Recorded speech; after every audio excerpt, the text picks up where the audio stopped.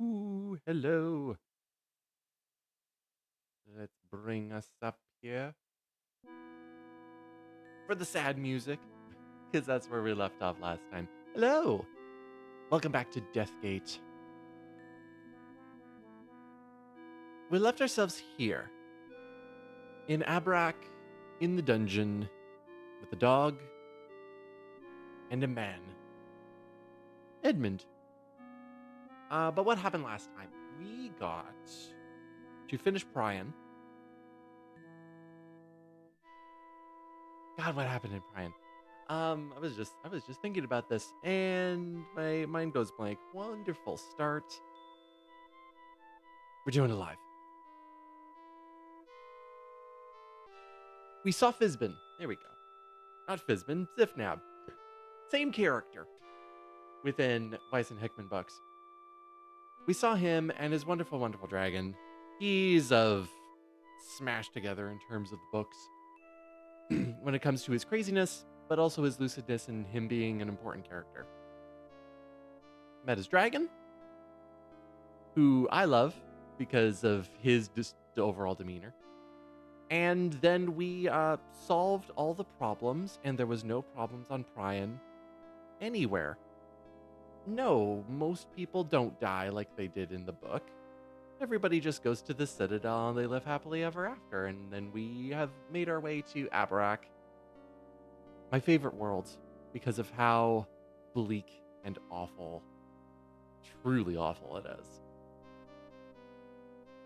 We got a condensed version of the beginning of the book, which is Telestia and the people of Karn Telest, who have to leave their home in order to make their way down to Karn Nekros and the Necropolis, which is technically where we are. We're in Clytus' palace right now. Of not a lord. I'm forgetting. But Clytus the 14th. And he went about poisoning us and also poisoning Edmund. I'm getting ahead of myself. Let's just say Edmund is a little bit different than he was in the book. As well as the dog. This dog. If you have read the books and you got to this and you have been playing this game, you're kind of wondering, hey, where's the dog? Gotta be a dog. All right, let's move on though. So here's what's happened. We are poisoned by Clytus because Clytus is pretty accurate to his motivation in the books. He is wanting to leave Abarak. He knows he can because of what he's read in the libraries of the Sartan on Abarak. He knows that Haplo can help him do that.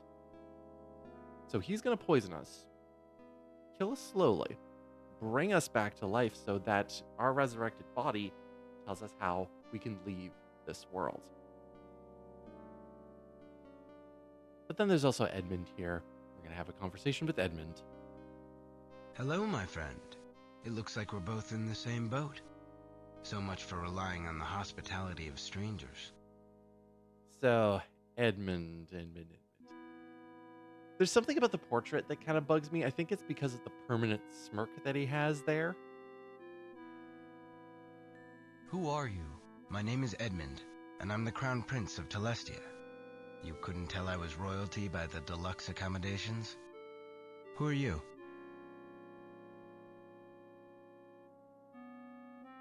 My name is Haplo. I'd shake your hand, but I'm kind of tied up right now. Very nice to meet you, Haplo.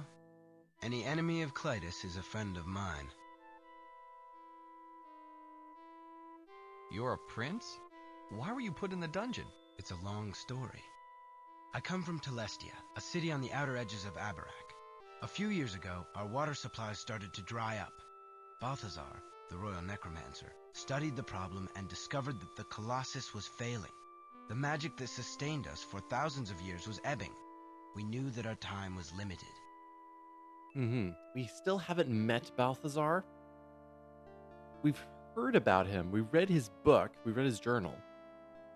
But we haven't seen him yet. We boarded everyone onto our ships and set sail for the Fire Sea. None of us had been there before, but Balthazar's ancient maps indicated a route. The trip was perilous.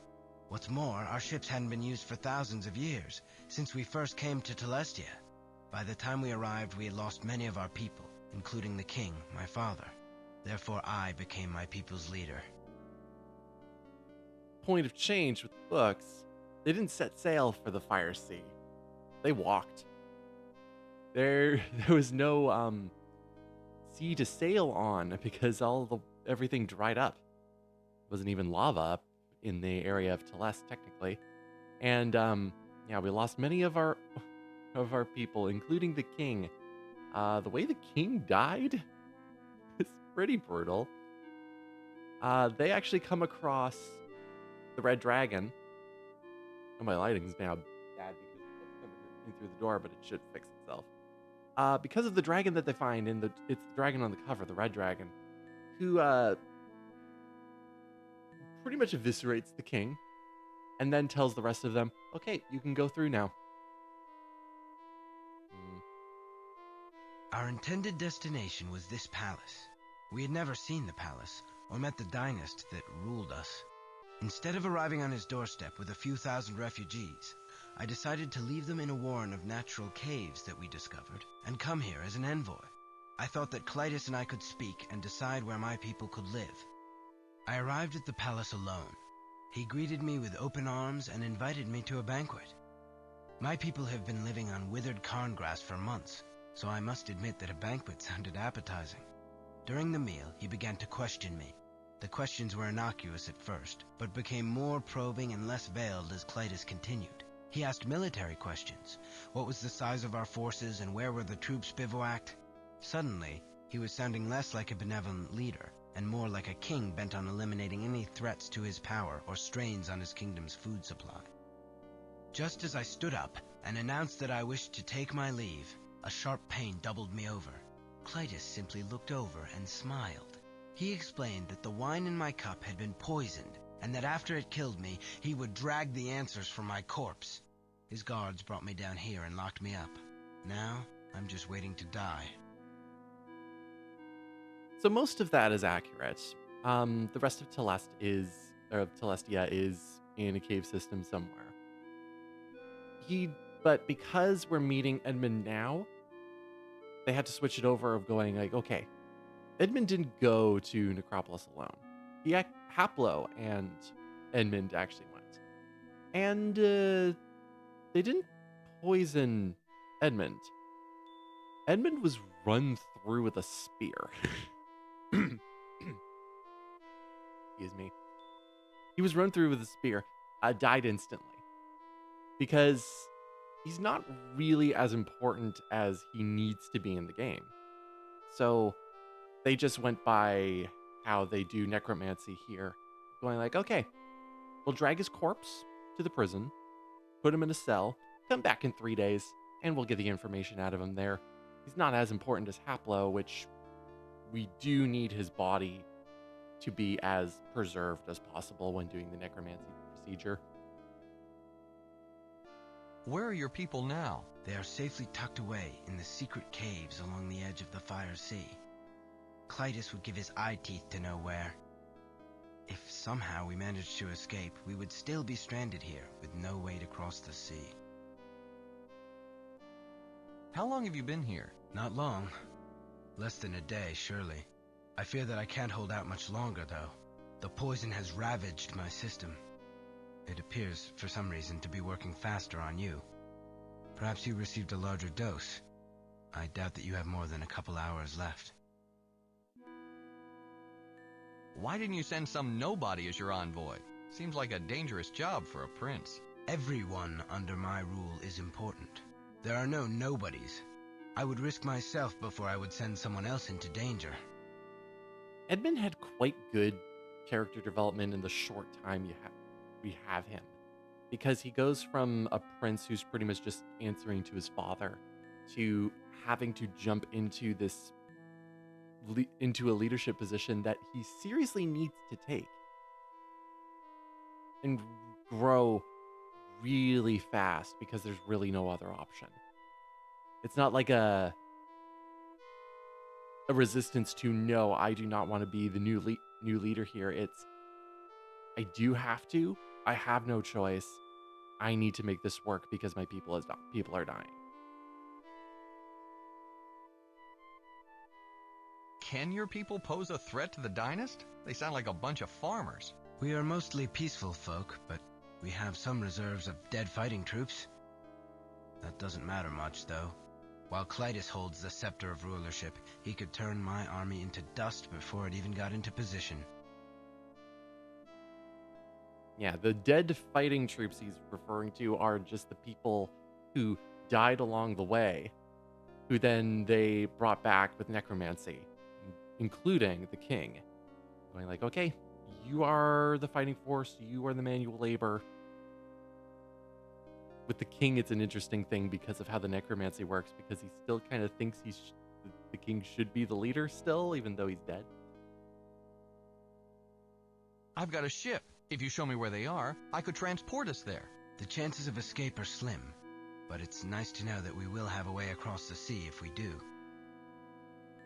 Not something Haplo would really say. He's not up to helping people overall. All right. So they've talked about the Colossus. I said before that there's not just one Colossus in the game. There's multiple in the books across Abarak. Like in Telestia and Karn Telest, there's 6 Colossi. What exactly is this Colossus? The Colossus is a stone spire infused with the magic of the ancients. It heats the world and slowly melts the Celestial Sea, a huge body of ice which feeds water throughout Abarak. For some reason, it is failing. Our water supply has dried up. The Celestial Sea is just the outside of Abarak. So the one that is in direct contact with literal space. It doesn't make any sense. According to Balthazar's books, the Colossus was designed to last forever. He hoped to examine the Colossus and perhaps help to mend it. But now we'll never get the chance. By ignoring the problem and focusing on his own petty self-interests, Clytus is sealing our world's doom. We'll learn a little bit more about that. But yes, the Colossus was designed to last forever. Although, in the books, like, yes, they're supposed to last forever, but they also realize, like, yeah, they have all of this writing on it, the ancient writing. And if they knew what the writing actually meant, they could fix it. Unfortunately, it's been way too long, and they did not keep up with their knowledge, so that the writing is pretty much unknown to them now. Where is the Colossus? The Colossus is in Clytus's palace.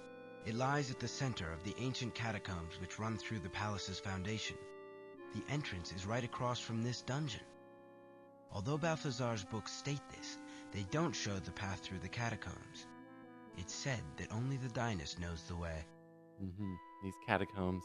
The catacombs turned into a really important location throughout the series, after the 3rd book. Let's back up a step. Suit yourself. Isn't Telestia quite a ways from here? Yes. It was a long, perilous journey which claimed my father. It's rather hard to accept that it was all for nothing. Let's talk about something else. All right. I don't have much else to do. Why do I feel so sick? That would be the poison. You've experienced Clytus's special welcome. It appears that he likes to invite strangers to a banquet, extract whatever information he can while pretending to be friendly, and then poison them. After they die, he resurrects the corpses to have them answer any remaining questions. Don't feel special. It happened to me as well. What happens if he decides he wants to keep his victim alive, or someone accidentally drinks the poison? Is it too late, or is there an antidote? There is an antidote, though it's unlikely we'll ever get our hands on it. I overheard some of the guards talking about it, when they were planning to sneak wine from the banquet room's bar. The bar contains a variety of liqueurs in a wide array of colors. As you're aware, the poisoned wine is in a red bottle. The antidote is in a clear bottle. It's useless to even think about it, though. Even if we could get out of these chains, we'd never make it past all the guards. Nah, think about it. This is a puzzle. Why did this Clytus lock us up? To give the poison time to kill us. When we're dead, he'll resurrect us and get all the information he needs. It's surprising how much characters spend time in Abarak's presence. Like, not just Haplo, but a bunch of other characters spend a lot of time. Even Zar has his moments in this area, but I don't think in this game he actually gets the chance to. No way am I telling him anything, even after my death. I'm afraid you'll have no choice. Part of the process of resurrection ensures that you'll serve the living to the full extent of your ability. You'll be glad to answer any questions he might have. Do you know any way out of here? In fact, I do. One of Balthazar's old books showed a secret passage out of the palace's foundation. If we were unfettered, I might be able to find that passage. Mm-hmm. It has to do with the cave systems that are outside of the palace when we first got here in the boat. What's Clytus' story? How'd he get to be Dynast? That is a story. I only know the parts of the legend that Balthazar found in his reading. I guess we don't have anywhere to go, so I might as well tell you. According to the legend, our ancestors created this world and populated it with the weak races. Those races continually warred with each other, so our ancestors decided to sleep until everyone began to get along.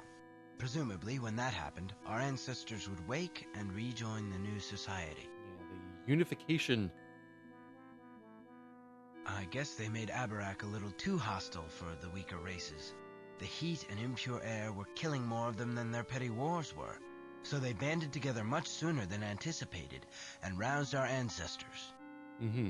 And then eventually... They arose to discover that the world was killing the races instead of nurturing them.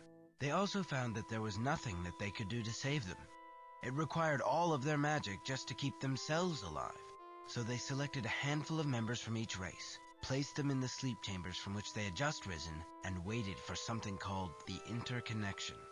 The books were a little unclear about this term. All they say is that it would make life much better on Abarak. I've mentioned this when it comes to how the four worlds connect with each other.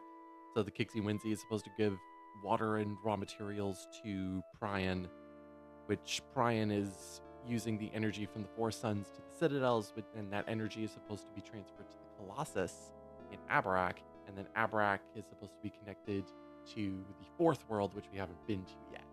It's supposed to go in a nice cycle so that everybody gets what they need, because on their own, there's things that are missing, of course. Clytus I was a member of the High Council at that time. One day, he arrived in the council session with a powerful magic scepter.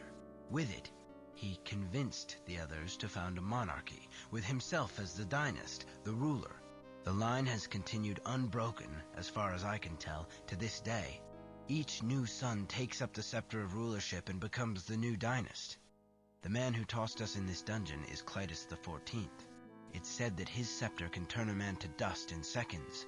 No one wants to confront such raw magic, so he remains in power. Clytus I did do something right, though. He introduced us to necromancy. It's only by bringing back our dead that we have been able to stay alive. He even sacrificed his own personal servant as the first experiment. Mm-hmm. Then we get into the necromancy talk. Going to be a lot of necromancy talk today. Introducing to necromancy. So, all I'll say right now is that there is a taboo around necromancy. And there's a reason why it isn't used. We'll kind of see why, although the game doesn't really go into the real reason why. Sounds like he's the product of a little too much inbreeding. I know nothing about Clytus's specific lineage, but madness is a symptom of inbreeding, and he is certainly displaying that. Because he wants to leave too. And Clytus doesn't get much better into the later part of the books. Because he does continue to be around. What happened to the rest of the weaker races? They died. There was no way to save them. It must have been horrible to watch them die, completely helpless to do anything. Mm-hmm.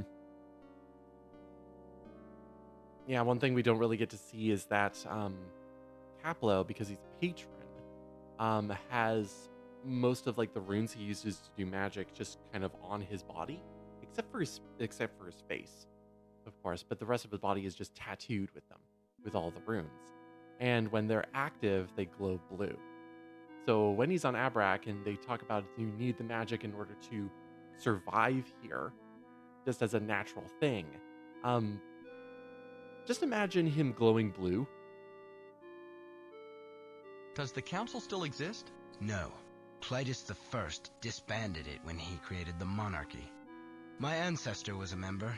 This amulet I wear was a badge of his office. It's been in my family ever since, and I wear it proudly. Mm-hmm. It looks a little bit familiar, doesn't it?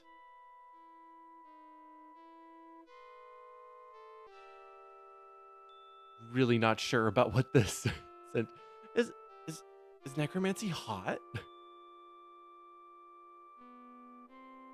You mean that if Clytus didn't have this scepter, he wouldn't be in charge? I would challenge him myself if I could count on a fair fight.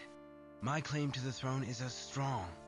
My ancestor was also a member of the High Council. These are all pipe dreams, though. His scepter would make dust of them and me. What happened to his personal servant? Shortly after he rose to power, Clytus the First sent him away.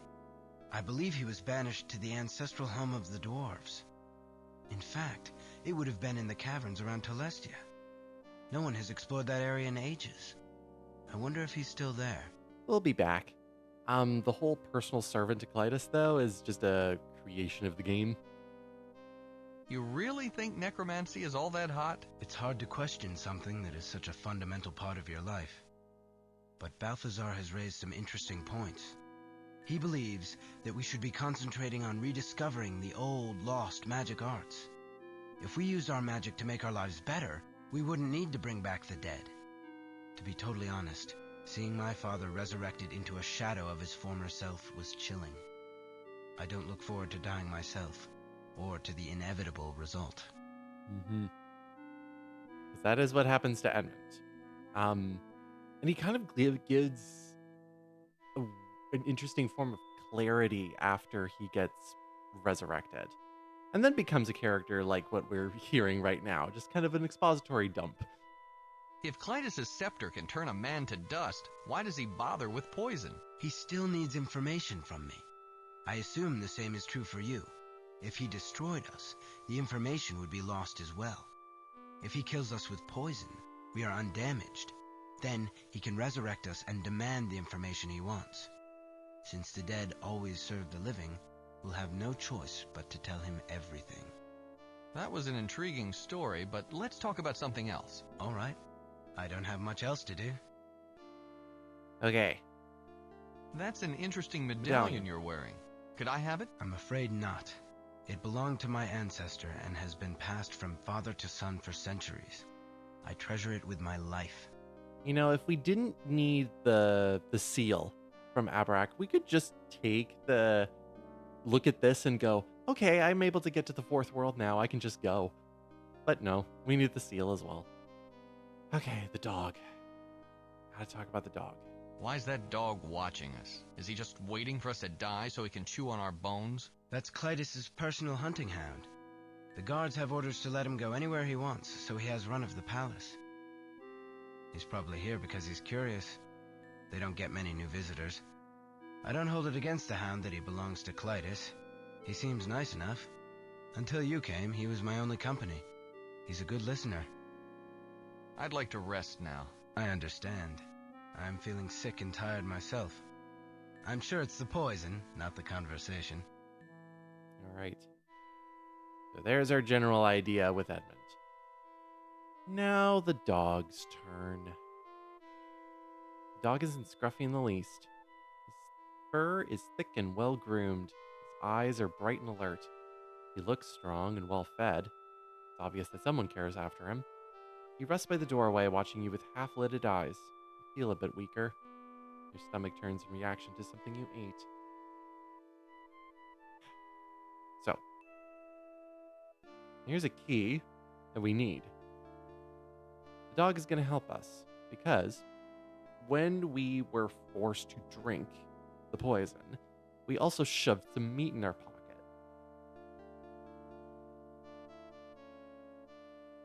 Let's cast some magic on the dog. Spells that we have include hunger. I'm sure we can make the dog hungry. Can't assume that he's hungry now. You trace the rune structure in the air. It floats over to the curious dog who attempts to take a bite out of it. Instead, it sinks into his body. Immediately, the dog begins to salivate, looks around for something to eat. Anything. Up it comes. So that means we can put the stake down, get the dog closer to us. Bounds over to the meat and tears into it. So now that it's closer to us, let's possess the dog.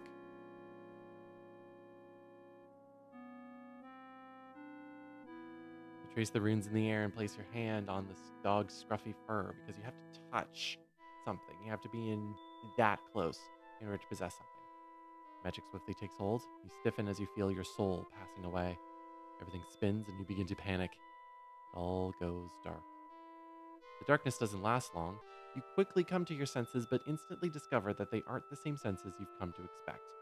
Your vision now only perceives the world in shades of gray. Although your hearing and sense of smell have been enhanced, you realize that you inhabit the body of the dog, and that this dog has been trained to track game by smell. This must be the body of Calidus' royal hunting hound. There's us. Here's Haplo. But now Edmund is looking at us for some reason. Anyway.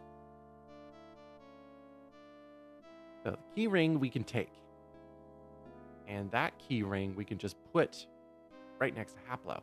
It's not the only thing we need to do, though, because getting ourselves out of the chains is fine, but we're going to die of the poison before we're able to do enough actions.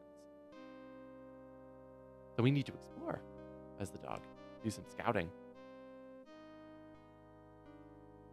We got a door, but we also have some stairs. Edmund talked about the antidotes, and that it's in a clear bottle. You pat up the stairs, passing a number of alert guards. They pat you on the head and smile, but allow you to pass. Seems that this dog has run of the palace. After a bit of exploration, which involves sticking your nose into a lot of empty rooms, you discover the original banquet room that you were escorted to. You've taken a good deal of time to locate it, however, and you're very worried about the condition of your body. A long table takes up most of the banquet hall. There's also a wet bar, several bottles at the near end. Here's your puzzle. Figure out which one of these bottles is the antidote. We have the liner of the tablecloth with a border of lines that is distorted as it passes behind the colored bottles at the bar.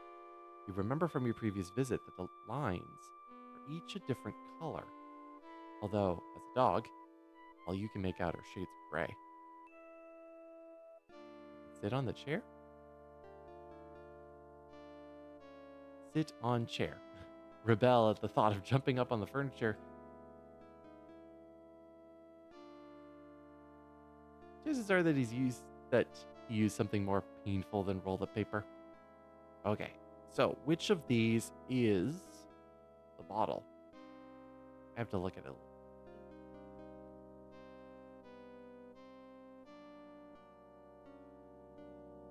Because the antidote is clear, you have to go with the one that all of the lines show up on, which will be this one. Grab the neck of the bottle with your canine teeth and slide it out of the bar. I believe that the order, the arrangement of the bottles changes, but if you know the shape of the bottle, it's pretty much the same. I can also bark if I wanted to, but that is not helpful right now. So grab that.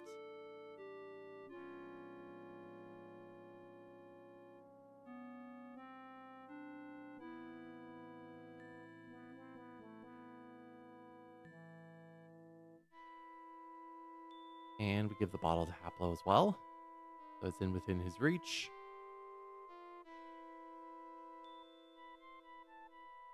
And we touch Haplo. You nuzzle your motionless body. The contact sparks the transference of your soul. The familiar dizziness overwhelms you, and when you recover, you're back in your human body. The dog looks at you with trusting, loyal eyes. Evidently, some bond was created when you pass your soul into its body. It sidles up to you, intent on accompanying you wherever you go. And this is how the dog shows up. Let's deal with the poison before I talk about it a little bit more. Take the clear bottle. Take the key ring. Difficult to remain conscious. So it's time to drink. You take a big swig from the clear bottle, grateful that you were able to tell it from the colored ones, when it didn't filter out any of the multicolored lines in the tablecloth. You feel the effects at once. The knots in your stomach loosen, and the weight lifts from your limbs. You can feel that the liquid has cured you. The prince guzzles the remainder of the clear liquid. The effect is immediate. Pain drains from his face and body. He hands the empty bottle back to you. Sign of relief. Edmund does not die in the game, compared to him dying terribly in the books. Everybody lives. Everybody.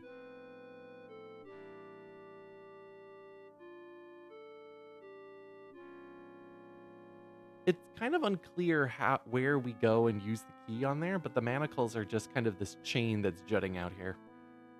Slide the key into the lock, holding your manacles shut. And then we can do the same for Edmund.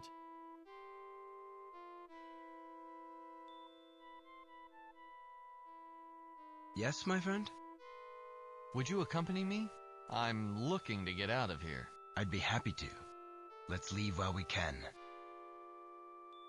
All right. We have Edmund. It's just the dog. The dog isn't scruffy in the least. And we can pet the dog. He seems to like you. If you read the books, the dog is around since the first book.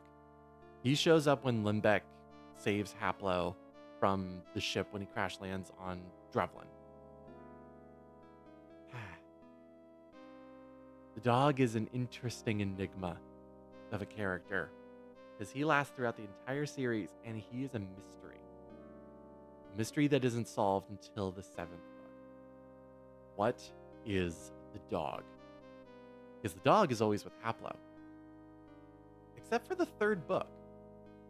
Well, not except for the 3rd book, but the 3rd book is the first opportunity for the dog and Haplo to split up.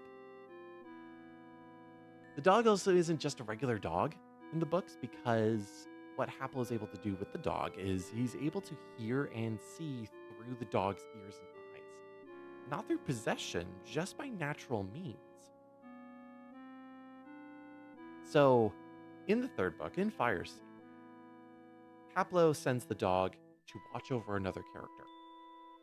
And during some events, the dog dies horribly. Dies. And then not 2 chapters later, the dog shows up again. Slightly different color.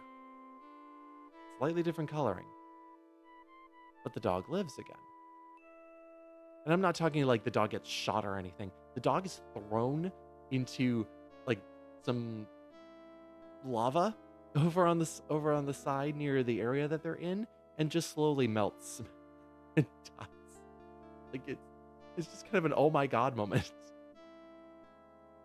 But it's through that event it goes, okay, what actually is this dog? Because no one explains it. Especially when it comes down to Haplo's name. I believe it's in the 5th book that it's at least the beginning of the 5th book, when they're recounting everything that's happened in the last 4 books, that they go into Haplo's name and what Haplo's name means. It means alone. Haplo is always meant to be alone. Except he's almost never alone. He has a dog with him. So again, what's the dog? We'll get into that a little bit later on, but just know that there was always that mystery throughout all 7 books. The dog was there. The dog was known about, given a rather good character for a dog, who wasn't able to speak, by the way. No talking dogs. But, And they kind of just shoehorn it in, going like, okay, we kind of need a dog for what's going to happen next. And we kind of made it so that the possession spell makes that link between the two of them. Yeah. Oh, well. Behind a panel in that wall is a tunnel which leads directly to the docks. We should be able to sneak out to your ship and sail away before they know what's happening. When we're away, I'll direct you to the caves where my people hide. I must tell them about the situation here, and perhaps they can help you as well.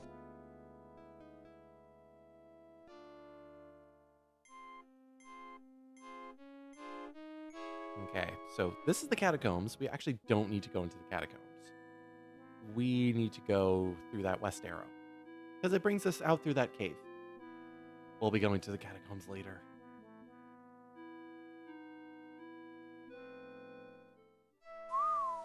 This is an incredible vessel. Great workmanship. I've never seen anything like it. I assume that the steering is similar to the ships that I've piloted. If you'll give me leave, I'll take us to the secret caves on the edge of the Fire Sea.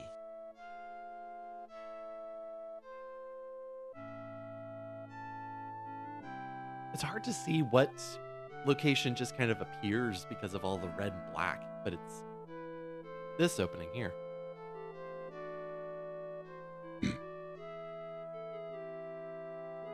All right, off we go.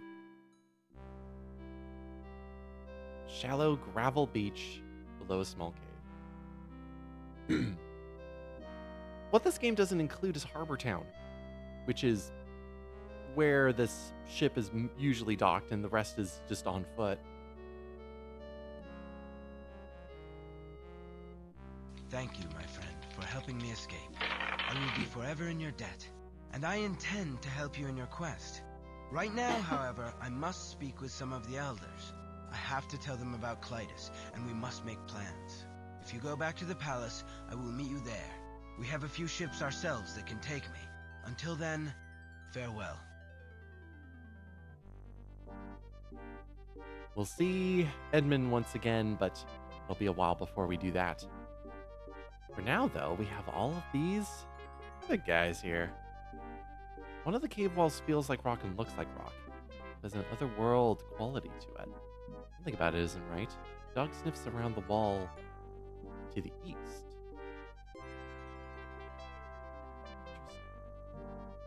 Point that out for later. An actual lamp. Oh my goodness. But yeah, the dog is giving us the clue of where we need to go next. We don't get to see all of the refugees, and we don't actually get to see any of the dead, which is unfortunate.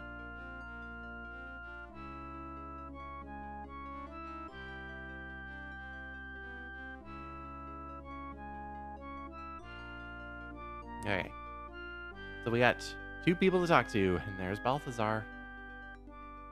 Well, let's talk to the gamblers first. You go through your repertoire of attention-getting devices, finally deciding on a straightforward tap on the shoulder. This causes the recipient to suddenly drop the playing pieces he was shaking in his hand. He starts to protest, but when the other players begin to moan, his head drops to look at the winning throw. He laughs. That was my luckiest throw of the night, and I owe it all to you. Mm-hmm. It turns from, I'm gonna punch you, to, thank you. What are you doing? Doing? Why, we're playing Runebone. It passes the time while we're waiting for the prince to decide what we're going to do. I was losing all night until you nudged me. That last throw made up for my entire losing streak. What are those stones you won? They're not stones. They're rune bones. We make them from animal bones. Each unique rune bone has an individual rune carved into it, but they all interlock. When you throw them down, they form a design. If the bones fall in such a way that they form a legal spell, you win, and all the other players must contribute one of their rune bones to you. If no recognized spell is formed, you lose the bones you threw. Once you run out of rune bones, you're out of the game. Are these spells real? Can you cast them? Of course not. The runes are all fictitious. We made up the runes and the spells when we made up the game. Although when I created some of my runes, I snuck a peek at a few of the bookworm's old tomes. I wanted the runes to look authentic. Mm-hmm. Yeah, Runebone is a game created by runes that are actually real, but they don't know that they're real because the disconnect between the knowledge of the old runes and the current stuff is just too broad. It's quite an interesting concept, which really isn't used that much. Since I was responsible for your throw, don't you owe me some of your winnings?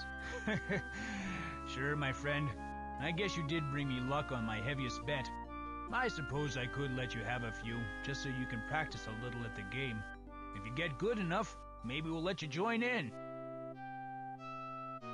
Alright, 4 rune bones. Are you hot, or is it just me? It's just you.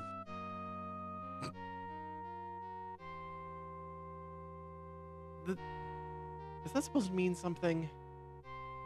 Because that gets into a whole other thing about Haplo's character that really doesn't mean much. That's all. Thanks, pal. No problem. Where he gets into an argument over the legitimacy of a thrown spell. These rune bones will come back in a while, like a lot of other inventory items that we still have. Alright, that's the gamblers. Ready to talk to Balthazar? Ready to learn some lore? This is what the secret cave is all about. How can I help you? You have to clear your throat repeatedly before the thin man lifts his sunken eyes from the book. When he does, you feel the piercing, burning intelligence of his gaze. Although his body is old and frail, you sense that his mind is as sharp as any you've encountered. He quickly looks you over. I will say Balthazar's robes are supposed to be black, but they just give him the Sartan color robes. Are you Balthazar? That I am. I'm afraid you have me at a disadvantage. Who did you say you were? I didn't say.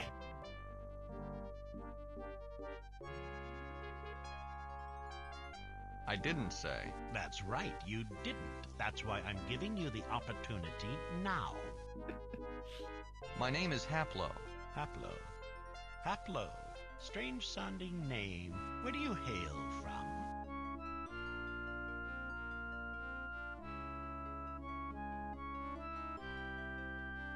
Well, you're not... Based on what you've heard so far, can we get one over on Balthazar? Or should we just be vague? This line won't work. Should we just go straight to the chase? Would he believe us there? I don't really have a home. I've been on the move since I was young. I see. That must be very difficult. Food is so scarce that we were forced to settle in one area to grow even the pitiful supply of crops we harvest. You must have some other source. Perhaps sometime you can let me know what it is. For right now, how can I help you? The thing that Haplo does in order to kind of win over these people is he literally uses a duplication spell. He duplicates their food. Going like, oh, we have more now. That's great. You're the same Balthazar who is the king's necromancer? That's correct. Although as the royal necromancer, I suppose that I serve Edmund now. Prince Edmund has told me quite a bit about you. The prince is a good lad. A trifle young to be sure, but holding up remarkably well under the strain of leadership. The loss of his father has been hard on him. He wasn't meant to assume the crown for years to come. My thanks for your part in bringing him home. Long live the king. Dead? He wasn't a strong man. I think perhaps he had the plague at the end. It was befuddling his senses. The prince refused to assume the leadership from his father, so we followed the king until he died. Those were strange days. The king would lead us in circles as his mind slowly decayed. His death was inevitable. When someone contracts the plague, it is only a matter of time. Yeah, that red dragon's not going to show up. They're not going to say, oh, he was viscerally destroyed and thrashed by a giant dragon who lives in the lava. Yeah, we get this whole plague business. What is this plague? We're not quite sure. For as long as I can remember, people have been falling prey to a mysterious sickness. We just call it the plague for lack of a better term. When someone contracts it, he dies days later. There is no cure. There doesn't seem to be any cause.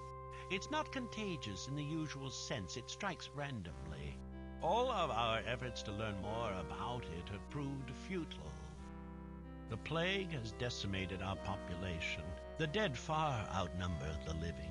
Even if our world wasn't threatened by the imminent collapse of the Colossus, I question how long the plague will let us all live. I'm trying to remember. We might get this answer, but I don't know if they actually say what the plague is. Although I will just say that the plague is just the entire process of living on Abarak, and that the magic that the people have is just kind of failing themselves, since they've had to use it the entire time and whatnot. I've been to your home. I followed your directions here. You followed my directions here? I'm glad that my journal serves some purpose. If it helped to save one life, it was worth leaving behind. I'd like to talk about something else. Certainly.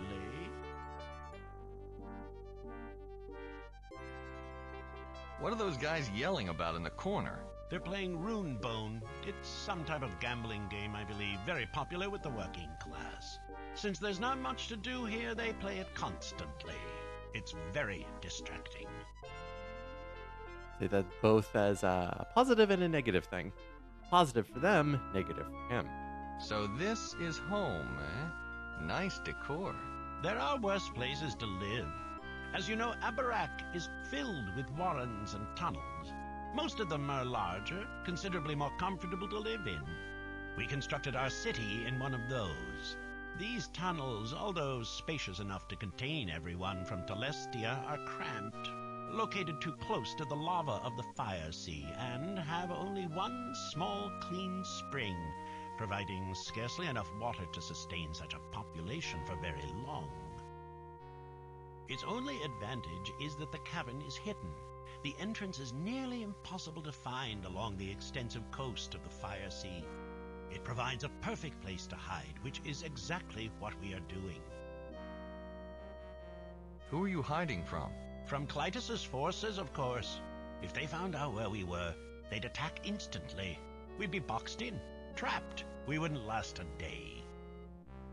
You're just 1 foot out of the grave, aren't you? I'm more powerful than I might appear, my young friend. With age comes wisdom. He does last a great deal throughout the series there. You expect him to just kind of keel over, but nope, he's a strong one. What are you reading? This is just one of my own books on magic. I'm trying to master one of the lost arts, illusion.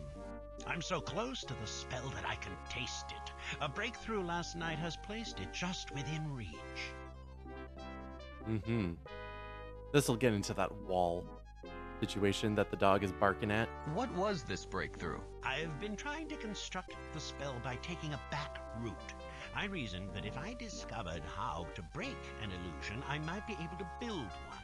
Last night, I happened upon the correct rune structure to unravel an illusion. Using this as a foundation, I should be able to construct the Create Illusion spell. How long will it take to work out the new spell? Only a couple of years. This breakthrough has shaved decades off my research. Hey, there we go. Always think of an optimist. A couple of years? How long do you expect to be around? You're right. Sometimes I get too involved in my own work. With the Colossus corrupted, none of us will live out the year. But there's no use in wallowing in despair. I might as well continue, since it keeps me from dwelling on our fate. I'm gonna work on this until I die. What exactly is an illusion? An illusion is a powerful spell speaking directly to the brain of higher life forms. The spell tricks the mind into viewing reality a certain way. An ancient adept at using the spell could create an illusionary cell around you. No bars or walls would actually exist, but your brain would tell you that they did. To make matters worse, it wouldn't matter if he told you that the cell was illusory. The spell convinces your senses, all of your senses, that the cell is there. Your hand wouldn't be able to pass through the bars, whether you believed in them or not. Like I said, the spell speaks directly to the brains of higher creatures. Lower animals like that dog following you around wouldn't be affected. But for the purposes of the ancient magi, that was enough. Do you see why it is so hard to identify an illusion? When all of your senses are telling you that something exists, there's no reason for doubt. You can't go around suspecting everything, and even if you did, your suspicions wouldn't have any impact on the illusion. Create an illusion? That's easy. I've been able to do that since I was a kid. Well then, I might as well put a halt to my research right now. I'll leave the teaching of my apprentices to you, and I'll resurrect myself since my life's purpose is over. Thank you for the insight. What a what a statement right there. Well, Pablo might be able to do illusion, but yeah, I can't, and I might as well just kill myself. And that ends the conversation right there. Yes, what is it now? Sorry, I insulted you. What do you read? This is just one of my... Okay. Why do you call them lost arts? That's the frustrating part of this research. All of the magic arts that I've been uncovering were once known and practiced by the ancients. I'm walking over already trod ground. If only more of the texts had survived, I could simply read about these spells instead of having to reconstruct them from sketchy, half-destroyed notes. Can I see your book? I'm afraid not.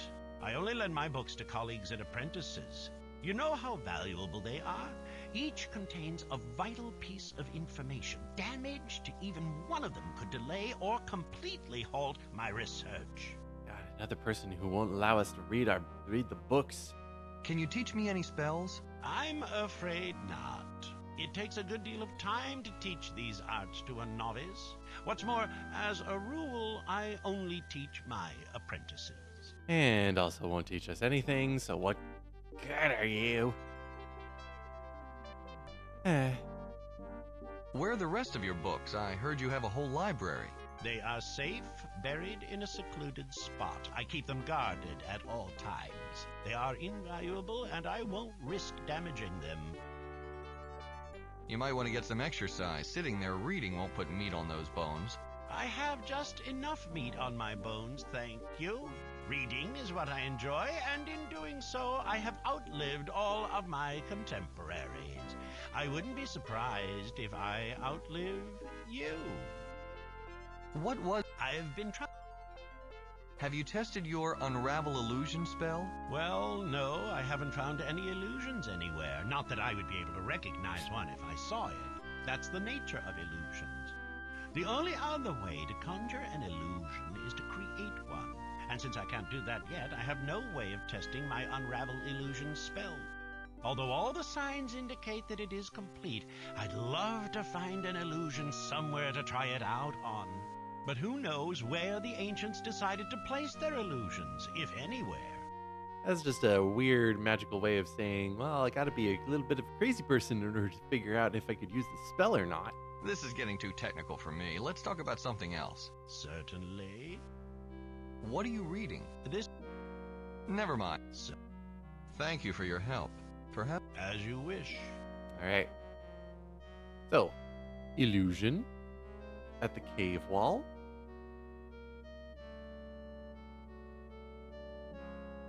But to get a little bit more of an idea there, because the dog wouldn't be able to see the illusion. If we were to possess the dog,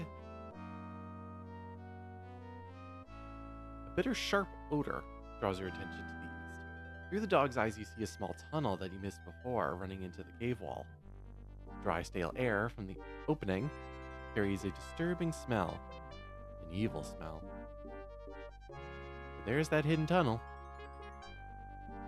Feels something very wrong about the tunnel to the east. You cannot force the dog's body into it. Perhaps it has more sense than you.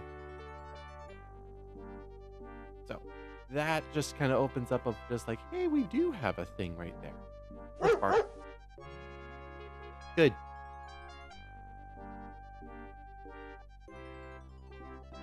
Makes your hackles rise. All right. Come back. The illusions popped up again. And then we can go, Balthazar, there's a thing over there. Yes. Have you noticed anything unusual about that cave wall to the east? Unusual? No, it's just a cave wall, one of many, actually. Why? Illusion? What would you say if I told you that it was an illusion? I'd say, how can you possibly know that? Your brain can't distinguish reality from illusion. You are a higher life form, aren't you? That's just an assumption, mind you. I've looked at it through the dog's eyes, and it's not there. What do you think that means? You mean you possessed the dog and he didn't see it? Yes, that would follow. The spell does not communicate with the lower life forms, and by possessing the body of such a form, you would bypass the magic of the illusion. You say it was the east wall. It's an illusion. Imagine. I've been sitting this close to an illusion every day, eager for a chance to test my unravel illusion spell. I'll try it now. You could almost hear in the middle of that, which the guy saying, the guy going through the lines and going like, God, say it's an illusion. Just like almost hit something, and it feels like it like just barely registered. Balthazar wanders over to the cave wall. He touches it, even pushes it with all his might. With a questioning look in your direction, he waves his hand about, tracing blue glowing lines in the air. When he has finished the final rune, the spell floats into the wall. The rock flickers and dissolves like so much mist. Beyond, you see a small crawlway stretching into darkness. It worked! This is exactly what my research needed. Now that I know the Unravel Illusion spell is correct, it won't take long to finish the Create Illusion spell. Resumes reading with a rekindled enthusiasm. There we go. And we also got that spell too. The Unravel Illusion. So now we gotta get the Create Illusion spell, maybe. But for now, the tunnel. The dog stays behind, bristling and growling at the tunnel. The air in this small hidden cavern is heavy and thick. Something happened here. Something very evil. So, only two things to look at. There's a book and a robe.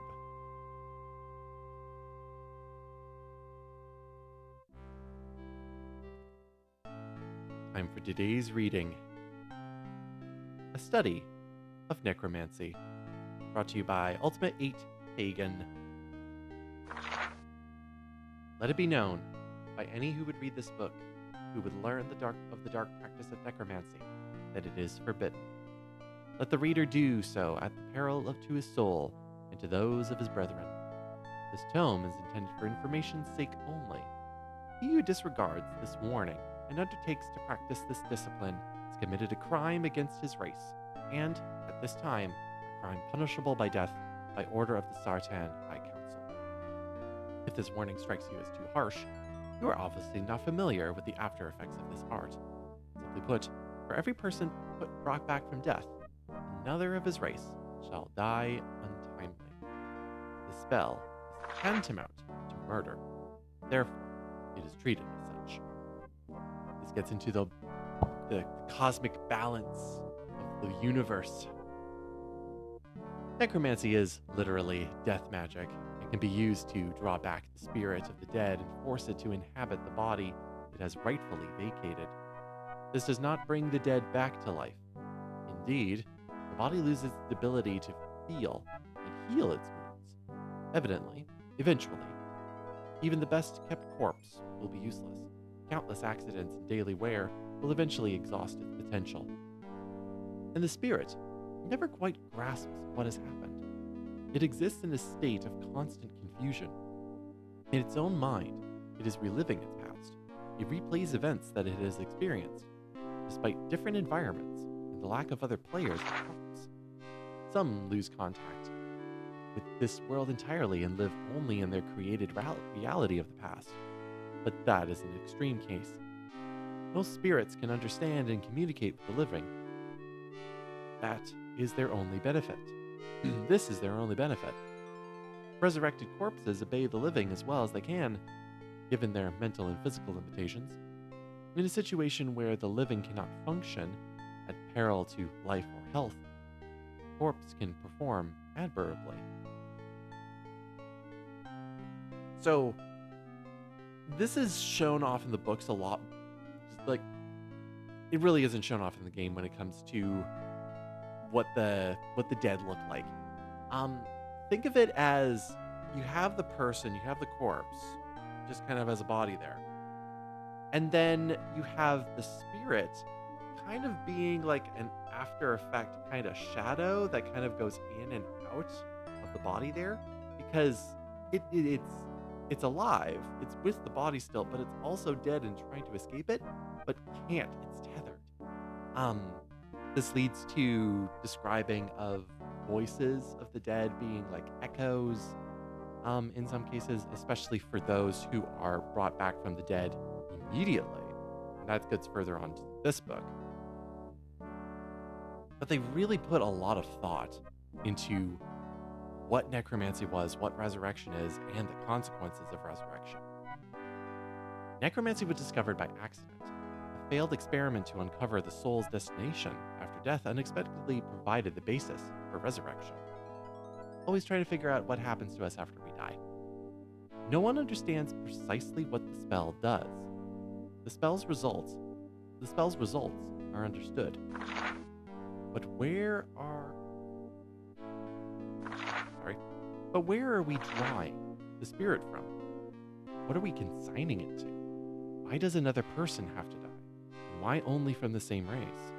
These questions will have to remain unanswered, as all experiments involving use of the spell have been prohibited. The spell itself is as follows. Why they write it down, I don't know, but here is the spell.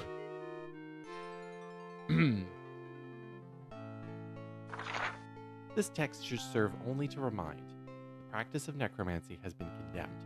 By forgetting the art and its consequences, we risk that future generations will unwittingly follow our footsteps, rediscover the discipline, and repeat our mistakes. Look upon this text as knowledge, pure and simple. Knowledge never kills or destroys, except in the hands of those who misuse it. Necromancy is taboo, and I'm pretty much kind of filling in the blanks that the game doesn't. Where if you are resurrecting someone, you kind of have to wait a certain amount of time before you do so that it is safe.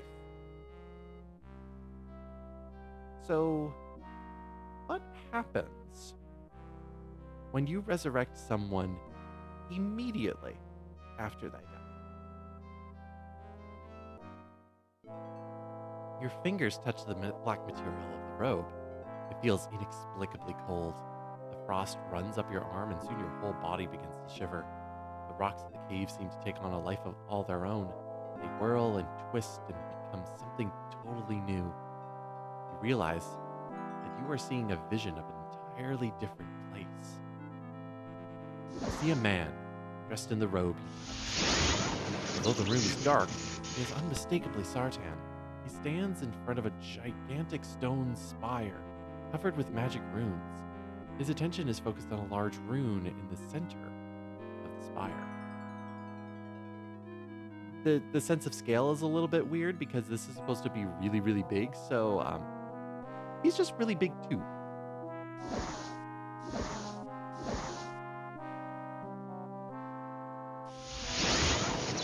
A nervous dwarf stands nearby, watching this man cast spell after spell at the rune. The wizard curses and yells as the blue fire strikes the stone, but without effect.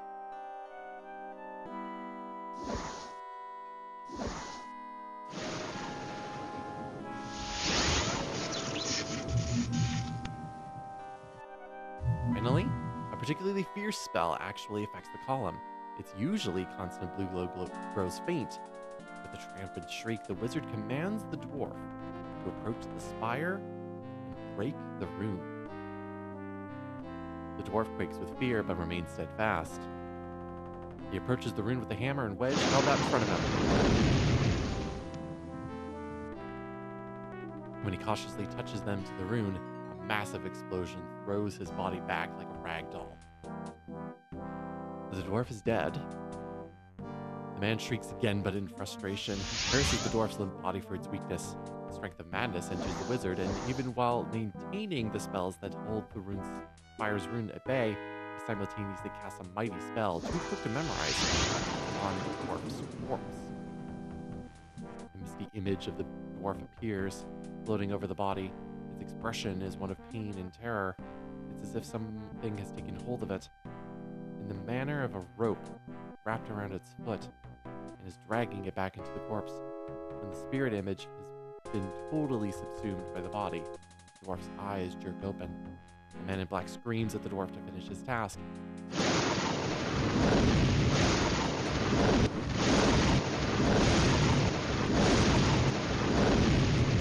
Slowly, the dwarf drags himself to his feet, gathers up the hammer and wedge, and approaches the spire.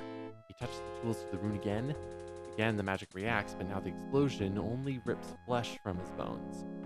Somehow, the dwarf manages to stay his ground.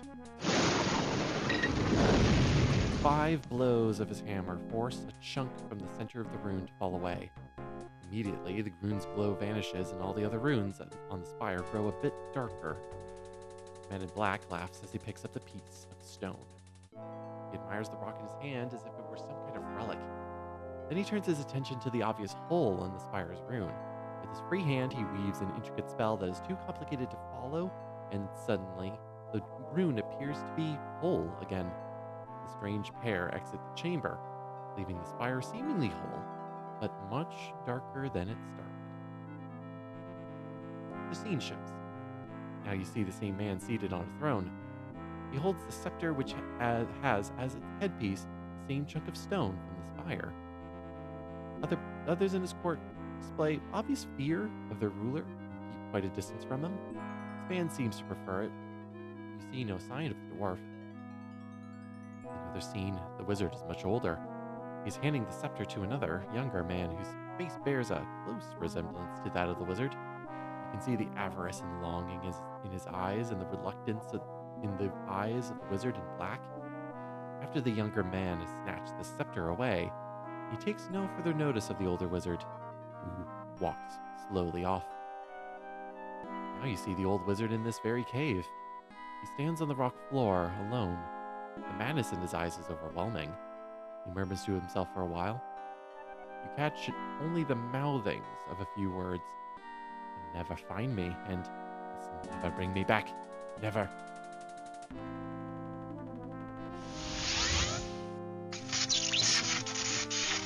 Hands wave aimlessly in the air, but then you begin to see the blue traces of the spell. Soon the rune construct is completed, flies into his body, and explodes in flames. The wizard crashes a bit, but in short order is no more than a pile of ash. Surprisingly, the robe he wore has been left untouched by the flame. Nothing happens for a while. Then you realize that the visions have ended, and that you are looking at the same scene only thousands of years later. The robe lies in the same place, covering the ashy remains of the old wizard. Tentatively, you pick up the robe, but no further images haunt you. See the remains still. The vaguely human outline of Ash remains on the floor.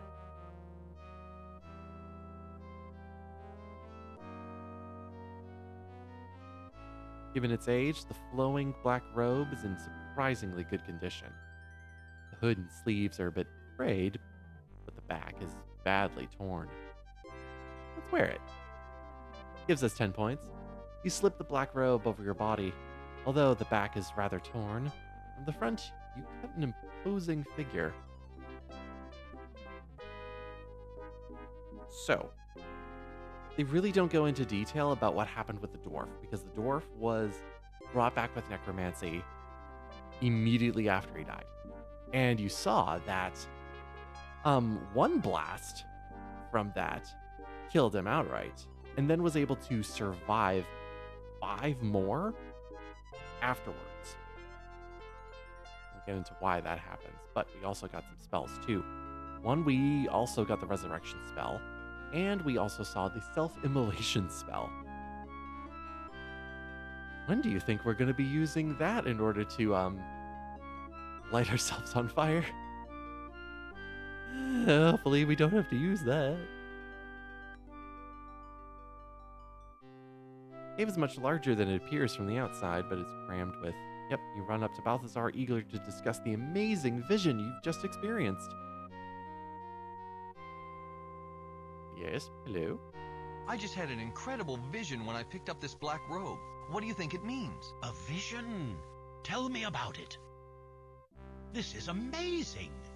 You've just experienced the life of our first dynast, Clitus I. It answers quite a few questions I've had about his rise to power and his reign. It also answers many questions about our current situation. How did this happen? Why did I see all of these things when I picked up the robe?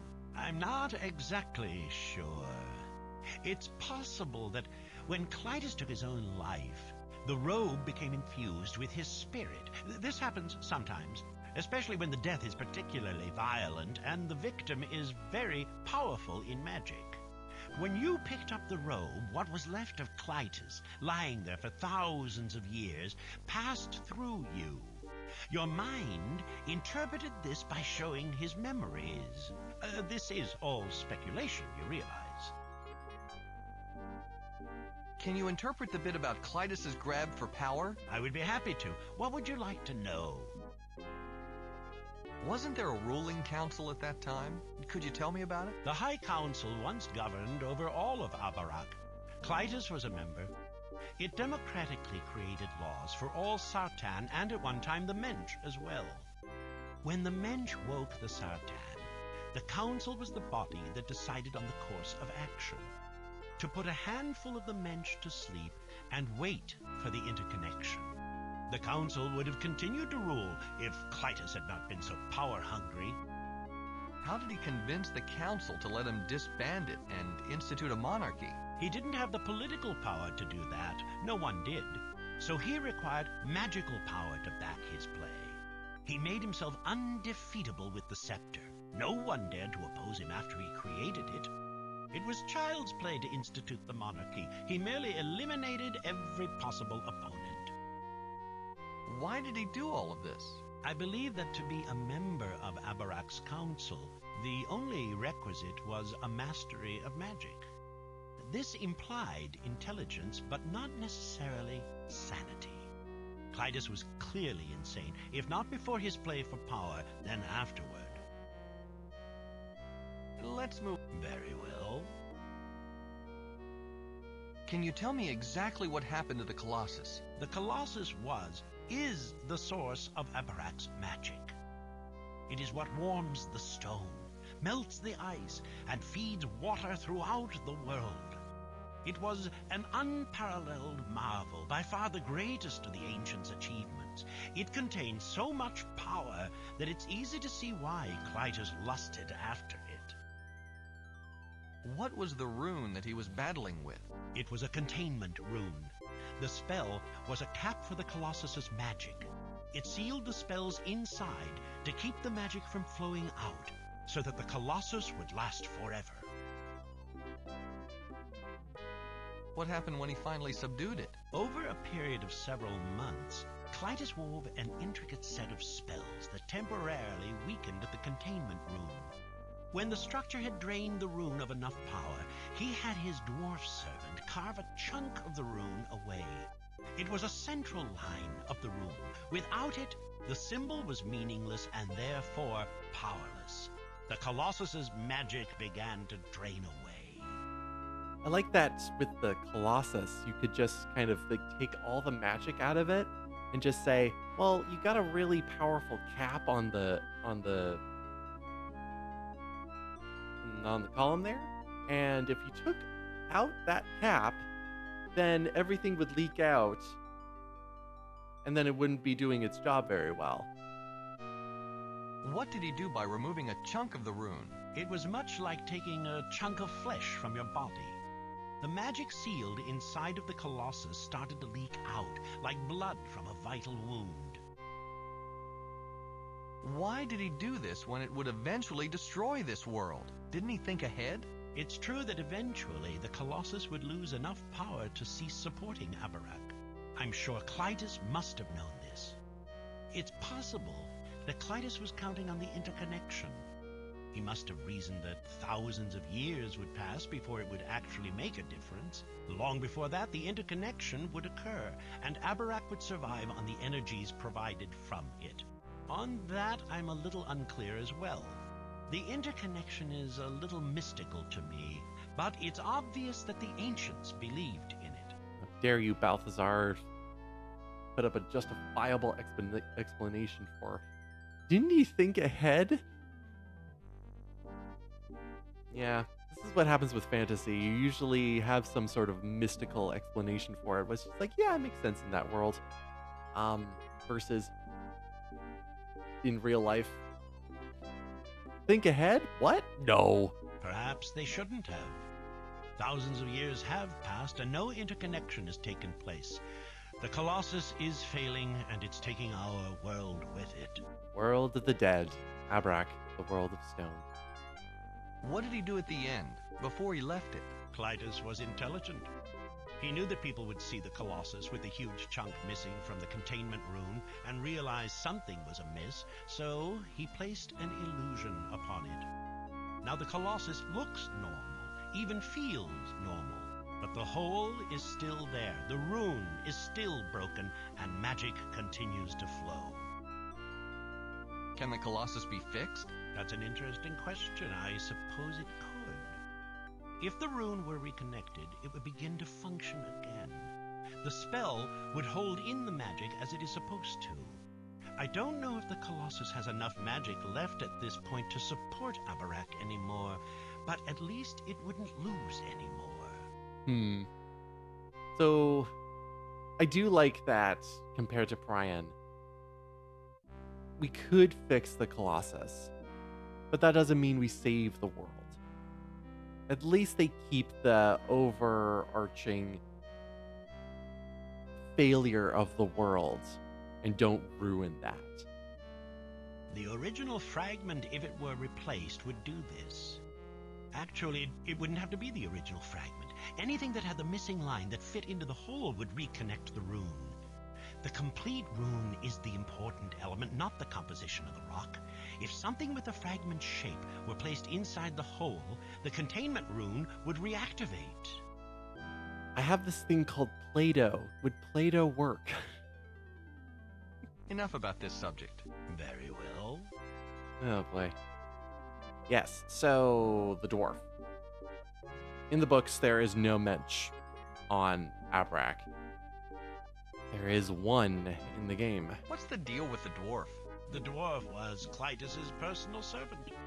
He worshipped Clytus, very like a well-trained dog. I believe that's how Clytus saw him as well, not much more than an animal. What's the deal with the... Why did Clytus bring him along? Clytus needed someone else to break the rune. It required all of his concentration and effort merely to subdue it. While he focused on weakening the rune, he had the dwarf run in and carve out the chunk. It was the buddy system. You know how that is, right?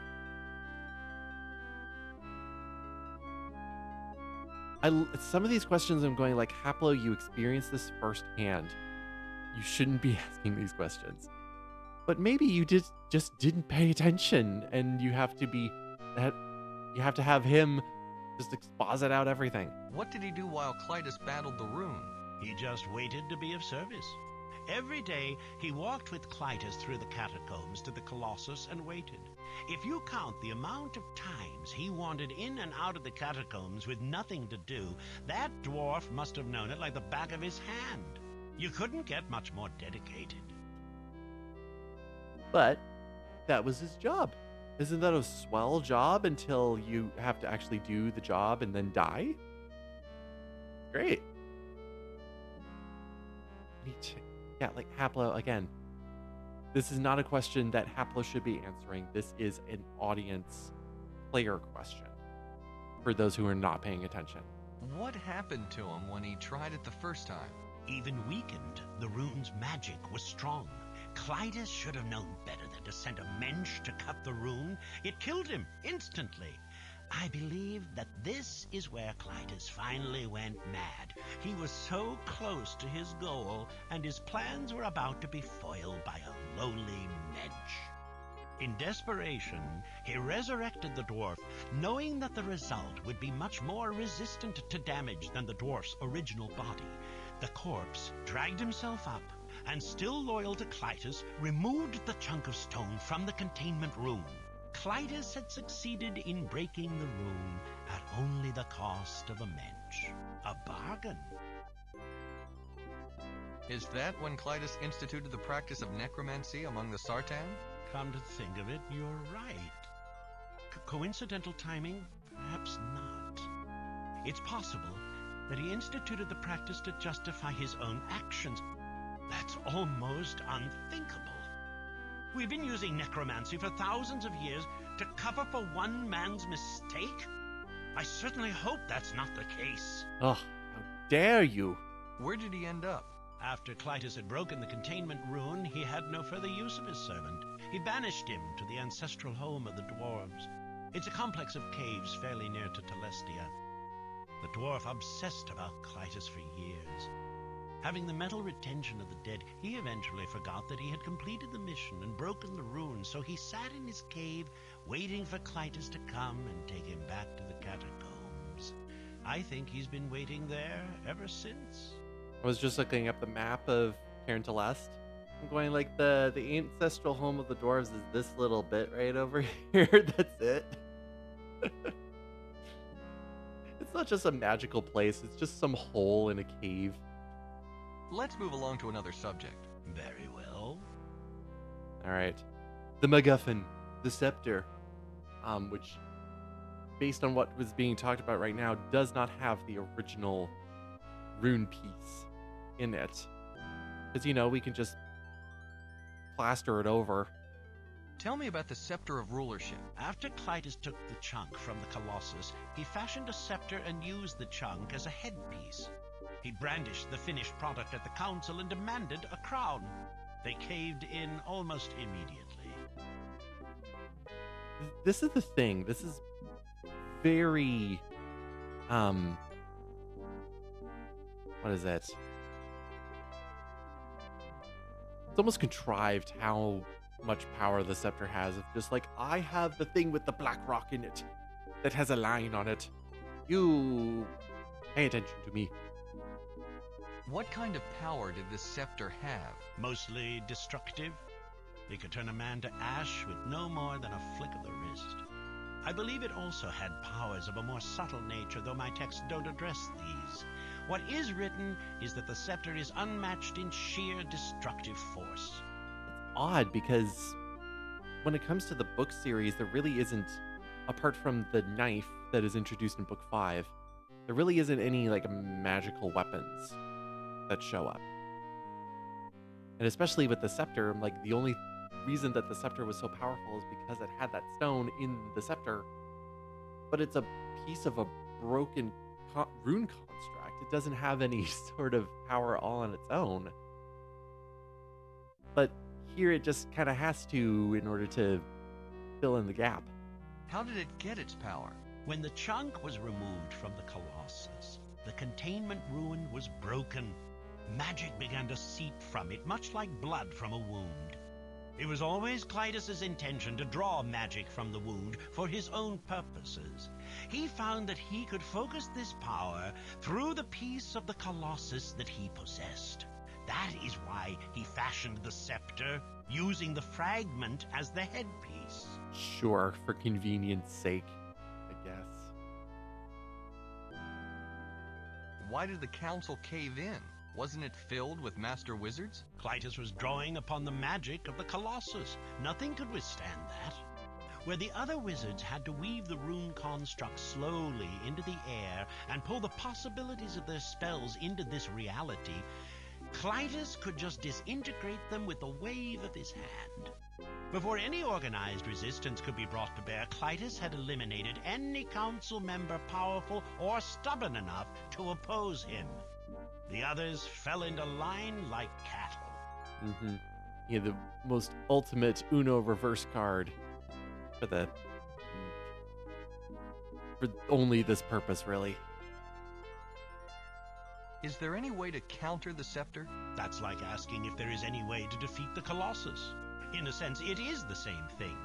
The scepter draws upon the Colossus's power. It cannot be overcome. You just have to break the Colossus more. You know, put another person there in order to get out another chunk as they die over and over and over again doing that. And, you know, you can make another one and then go nuh-uh, nuh-uh, and then go back and forth. Scepter battle. Although it wouldn't be necessary to overcome the scepter if it were rendered useless. This is just a wild thought. But the scepter focuses the power of the Colossus that is leaking from the broken containment rune. If the rune were completed and the containment spell resumed working, the scepter couldn't draw upon the magic. It would be useless. All of this speculation is worthless as well. You can't render the scepter useless without completing the containment rune. You can't complete the rune without replacing the headpiece inside the Colossus, and you can't get the headpiece without rendering the scepter useless. A vicious circle. So, where is the scepter now? When Clytus grew too old to rule, he placed the scepter in the hands of his eldest son, Clytus II, and disappeared. The line is continued unbroken until this day. Clytus XIV now holds the scepter and rules Abarak. I would guess that he has it within his palace. okay. So, logically that would mean we have to go back to the palace, find the scepter, and deal with Clytus, right?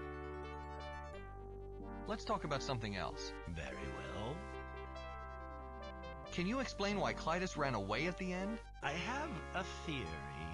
After he passed the scepter on to his son, it was only a matter of time until he passed away, either naturally or at the hands of one of his many enemies. He decided to come here, to a secret cave where he could hide forever. Yeah, he didn't walk very far from his location. Clytus entered and decided upon a small chamber for his final resting place. He cast an illusion spell upon the entrance in order to keep everyone out. Even if someone found these caverns, they wouldn't penetrate his inner sanctum. He had reasons to want not to be discovered. At the very end, he cast a self-immolation spell. This is surprising, but not totally unexplainable. I believe that Clytus actually feared resurrection more than death itself. By destroying his remains, even before he was dead, he assured himself that he would never be raised. That's why you found a pile of ashes inside his robes, which were fairly intact. The self-immolation spell destroys the body of the caster, but nothing else. You just put a big highlighter over that last sentence when it comes to the self-immolation spell. Because again, we have that in our spell list, which means eventually we're going to use it.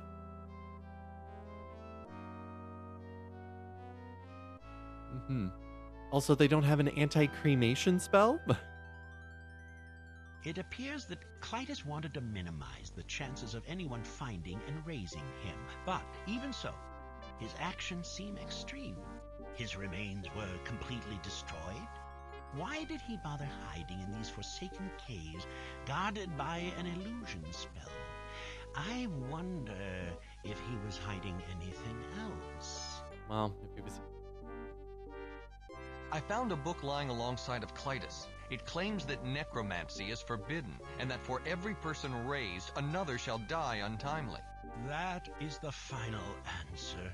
The one I have been dreading my entire life. Necromancy is forbidden. Of course.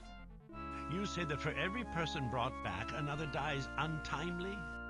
This is what we have termed the plague. We have unwittingly been killing ourselves for centuries, and we have done so at the command of a long-dead maniac. How could we have been so blind? So I'm wrong about the plague. I keep forgetting this part. But again, the natural balance. We have to change. We have to put things right. I shall stop the practice of necromancy with my people, but it's only a start. We have to overthrow Clytus. We have to tell everyone. This is a stupid this is a stupid thing to say. I will just point out at the end of Fire Sea, there is an entire gigantic army of the dead who are coming in order to completely destroy these people. It's like 50 living people on this side at that point, and then like 15,000 on the other side. It's just like, okay, we're done. Abarak's done. We're leaving. Pretty much. Do you know how I could get to the Colossus? The Colossus is located in the middle of the catacombs in the foundation of Clytus's palace. It's said that only the descendants of Clytus I are shown the way through. No one else is allowed in. Even if you were able to sneak back into the palace, I can't imagine how you would find your way to the center of that maze. Besides Clytus, there's no one living who can show you. No one living, huh? We're in the world of the dead. That's all I need to know. As you wish. Okay. So, a bunch of things to do. We have to get the scepter, I guess. Fix the Colossus. Find something that can fit in that empty spot of the Colossus so that it stops leaking. And most importantly, not save the world, because the world's beyond saving. There's a lot there. To do that, though, we're kind of thrown into a weird situation where we're really not sure where to go next.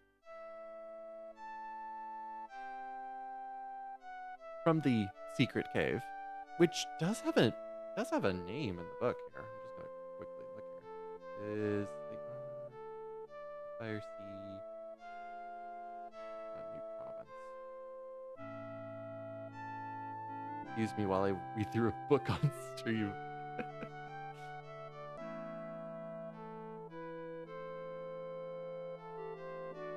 The Sulfag Caverns is what they're called. I don't know why they didn't use the name, because that's where they're held up in the books. Naturally, it kind of tells you that you should be going back to Clytus' palace. But remember, there's other things in Telestia that we kind of haven't done yet?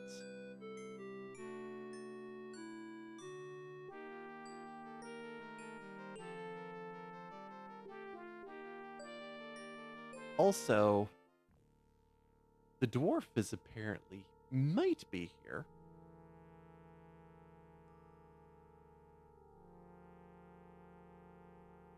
Remember that Jethro can follow us, but he won't follow us for very long without a reason.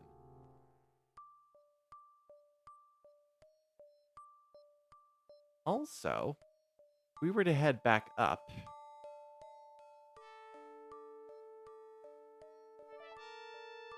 hey, there's a scepter up here with a headpiece. Unlike the rest of the cast iron statue, the wedge-shaped headpiece is made of a different material. It looks as if it was carved from a black rock, and set inside the metal tongs of the scepter.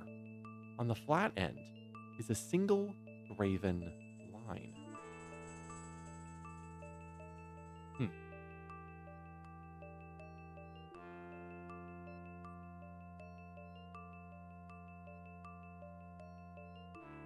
Except, you know what I'm missing from my inventory is actually something from Clytus's palace. Great. We gotta go down, and I just gotta go. I'm gonna go quickly through the map there because I have to go back to Clytus's palace because I missed an item. Great. Well, luckily I can circumvent a whole bunch of places. We're going to go through the cave, back into the dungeons, and back into the cell there, because on the table, there's this vice. A handheld torture device used to crush or spread a variety of body parts, limited only by the user's imagination. It's a small vice, so it'd mostly be used for, like, fingers and toes.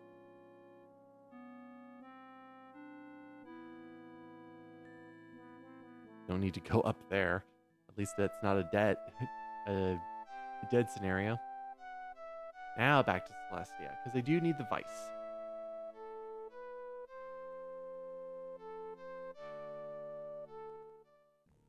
Alright, back we go to the town. And back up the clock tower.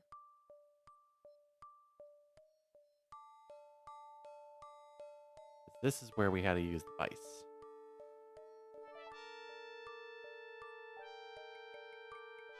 You gotta tighten the vice first. There we go. You twist the screw until the vice closes tight. At least the game tells you to do that.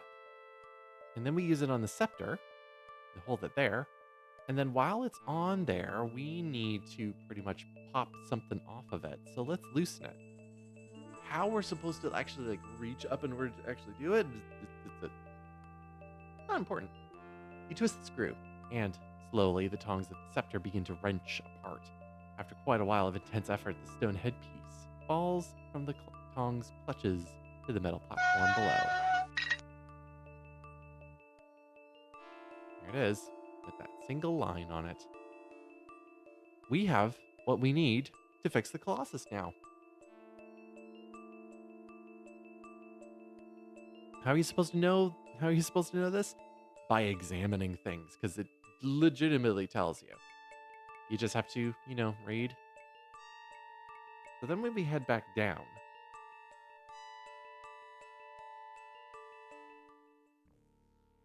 there is also this place, which we have not done anything with. We just know that there's a snake, there's a wall, and we need to do something about the snake there because, remember, petting the snake kills us, but we have to get past it.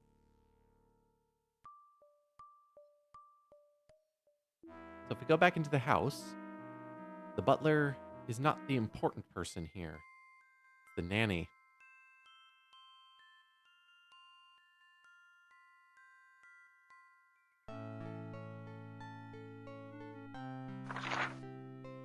There's a snake poem.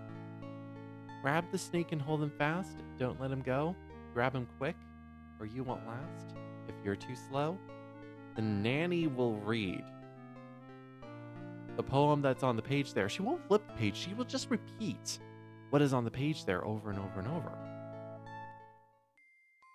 So what if we did that? Would you accompany me? I know where your book is. You know where my book is? Please take me to it. I must read to the children. They can't go to sleep without their rhymes. They need me, you see. All right. Get the nanny to follow us. We're going to go on a trip, nanny, all the way to a cave. And she automatically just dropped off here. So if we give her the book. Grab the snake and hold him fast. Don't let him go. Grab him quick or you won't last if you're too slow. Grab the snake and hold him fast. Now, these are instructions. No one's actually doing them. Oh, we can get someone. Would you accompany me? Grab the snake and hold him fast. Jethro's pretty big. Don't let him go. The dead worker follows you into the room and hears the nanny reading Get That Snake. An idea slowly forms where he sees the snake coiled in the middle of the cave. Shuffles over and grabs it. If a snake could look surprised, you'd swear it was stunned by this hulking corpse. It whips around and strikes him, but the worker doesn't seem to notice. Grab the snake and hold him fast. Don't Bits and let bites the him corpse, go. but nothing seems to faze him. Grab quick He doesn't or even you loosen won't his grip. last if you're too slow. Tries to listen to you, and the dead nanny at the same time. His addled brain becomes very confused and wanders off. Don't let him Don't talk to go. Jethro, otherwise you have to set everything up again. Would you Grab the snake and hold him fast. Great. Don't let him go. Don't talk to anybody else. Grab him quick or you won't last if you're too slow. You walk to the far wall of the cave. The snake cries and spits as he tries to Grab escape the dead snake squirt's and grasp, hold him but its fast. efforts are Don't futile. let him go. Grab him Corpse's quick or you grip won't is too last. strong, and the dead nanny's constant repetition of the command to hold the snake keeps him from beginning his task and wandering off. Soon you come upon the wall, a collection of 9 stone circles, each with an ornate arrow carved on it. Remember what you need to do with this wall? We were told. Long story short, if you forget how you're supposed to solve this puzzle, all of the stones here need to be pointed down. And it's one of those puzzles too, where other ones will change its direction as well. So, if we go with each corner, like that, and then 1, 2, 3, 4, 5, 6, 7, 8. That gets all of the corners down. All of them pointed to the right, which brings all of them down. Stone symbols click into place and the wall slides away. Beyond, you see a dark tunnel. Steel yourself and walk in. He's on the opening, I guess we can say, title screen. It's still a little bit ghoulish. Carved long ago by the dwarves that lived here. Tunnels run off in all directions.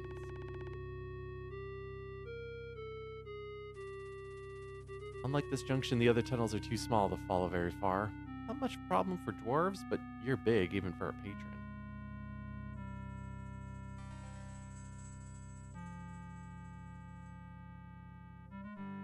The dwarf is unmistakably dead, and has not weathered the years well.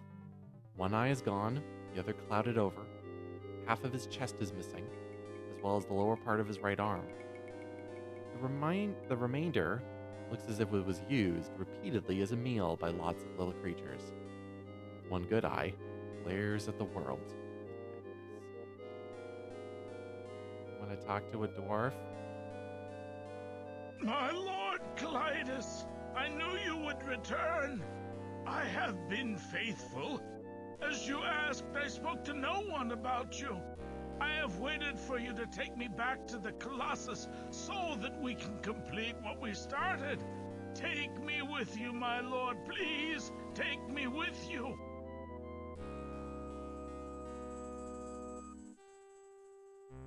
Describe the eye as roomy. I like it.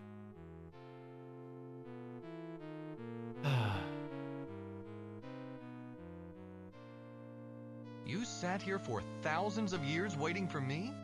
I've waited ever since you sent me here. I knew you would return to take me away. I always knew. Do you know the way through the catacombs? Of course I do. A dwarf never forgets his way, especially through underground tunnels. I could find my way to the Colossus blindfolded. I certainly hope so. Your eyes are so weak that you might as well be wearing a blindfold. My eyes are fine. It's just that the world has grown a bit blurry lately. You look like hell. Are you sure you can walk? I'm not gonna carry you. These legs will carry me as far as you wish to go. My devotion to my lord will buoy me. Did you make that statue in the clock tower? Is that supposed to look like me? A statue? A statue? I carve statues of you all the time in your service. You said that it pleased you. I hope I haven't done anything to make you angry. I might have made a statue when I first came here. I can't remember. Forgive me, my lord. It's all so foggy.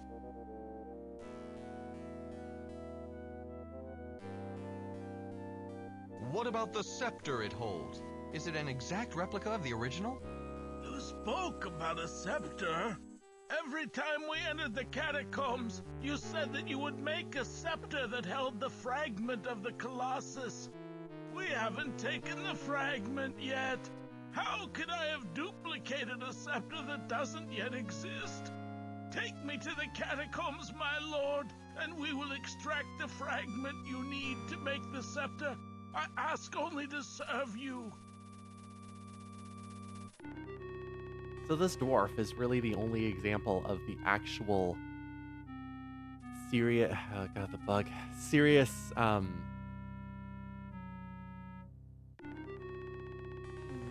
serious issue that comes from necromancy, especially when you're resurrecting someone immediately after they die. They create a near immortal being known as a Lazar. And in the book, once they realize that's kind of what gets created, because it's another character who kind of does that, Jonathan, who in his just manic grief, because he sees his wife get killed in a scuffle, in his grief, resurrects her immediately. And his wife goes, "Jonathan, what have you done?" As his wife becomes kind of a villain, because the only thing that the Lazar want to do is create more Lazar. The strongest, near immortal beings that will go and take over the entire world. That's another reason why necromancy is forbidden and taboo, and why you wait a couple days before you resurrect anything, is because it creates this. And it's horrifying. It's horrifying. Of course. Come with me now. We shall go there immediately. Yes, my lord. Of course, my lord. Let us go. I'm ready. Rather disgusting to see how much of his body is left on the cave floor. Surprisingly, he succeeds and walks unsteadily towards you. So we got a dwarf. I'm trying to remember if Edmund, because he dies in the book, actually becomes a Lazar or not. Kind of, but not really. But Clytus does. That's how he kind of survives through the rest of the book there. The rest of the series is that you have to deal with him as a Lazar. Yeah. Hate it. Hate it. Okay. So, we need the dwarf in order to get through the catacombs in Clytus' palace. See you guys, I'm done with you two. You're gonna be there for the rest of eternity. You fall apart anyways, like this guy, so a couple more 1,000 years, I guess.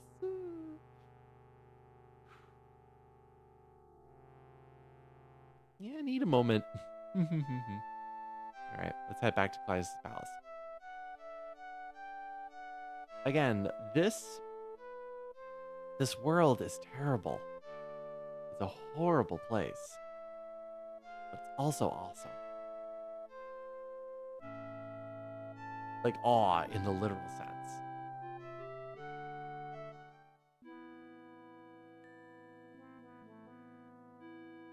Okay. Getting to the Colossus. I thought you might be coming back here, and you might need me. The rest of my people are on their way to storm the palace. I came ahead to aid you. I hope you don't mind. I see you're climbing in the social circles. He looks at the shambling dead dwarf. This is kind of a little bit of a speed run there. Even though, when it comes to the catacombs and what comes out to the end of the third book, which we're technically at, the rest of my people are on their way to storm the palace. This doesn't happen. It's more that they are trying to just save their own skin, because at this point in the books, a lot of this is the beginning of the revelations that lead us into the final few books. Because Abarak is a really important place compared to the other three worlds. But never is it, okay, the people of Telestia are actually like a proper fighting force. They're constantly hiding because they are tremendously outnumbered. They're gonna die. They don't want to die. They don't want to be part of the Lazar army. But it's time for The Colossus! Break the rune! Break the rune! My lord commands me! totally beyond reason. He pushes you aside and charges into the catacombs. The door slams shut behind him, catching his rotted shirt in the door jamb and tearing a piece of cloth off. His footsteps echo as he runs deep into the maze. The dwarf's screams appear to have alerted the guards at the top of the stairs. You hear some questioning grunts and loud stomping. Get the cloth. We've got the stinking rebel trapped now. Only Clytus knows the way through the catacombs. He'll be here in a second to track that lowlife down and kill him. You hear me, rebel? You're going to die! Cool. Now, they changed how navigation of the catacombs is, because in the original catacombs, down at the base of all of the areas was a bunch of Sartan writing, which would light the way pretty much like an airplane. Just like follow the emergency lights and it will take you where you need to go. Instead, what we need to do here is follow the, I can't believe this, the scent of the dwarf. You hold the cloth in front of the dog. He sniffs at it, then lowers his keen nose to the ground. His ears perk up, and he points to the north. After this, follow the directions, and we will get through this. You are in a dimly lit chamber within an ancient catacombs. The dog sniffs a bit, then points to the north. You hear a commotion toward the beginning of the catacombs. Lytus is yelling at guards to stay back and watch the entrance while he enters to take care of the problem. You assume that this means you. So let's go north, north again, west, south, west, north. The footsteps get louder. From the south of it, there's only one pursuer, but he's running. He knows these catacombs well, and he's gaining fast. Yes, Clytus does chase after the people there. North, north, west, north, north. Here we go. A huge stone spire rises from a pool of lava. Its surface is covered with the ancient mystic runes of the Sartan. The footsteps continue to pound behind you. Very close now. We gotta make this quick. Well, do we? I want to look around. Now, this is actually like a very significant change though from the books there, because one, this place doesn't exist, and two, it substitutes a extremely important place that brings us back here for the final book, literally. Rises from the pool of lava in the middle of the room. The stone spire is covered by Sartan runes, too complicated to follow. One large rune in the center attacks your eye. All of the runes are glowing, but they sputter. as if the spell that they represent are faltering. There's an altar with the seal piece. It was undoubtedly created when the world was formed thousands of years ago. Small bridge allows access to its front, including the larger containment rune. Okay. First, this is an illusion, of course. So let's unravel it.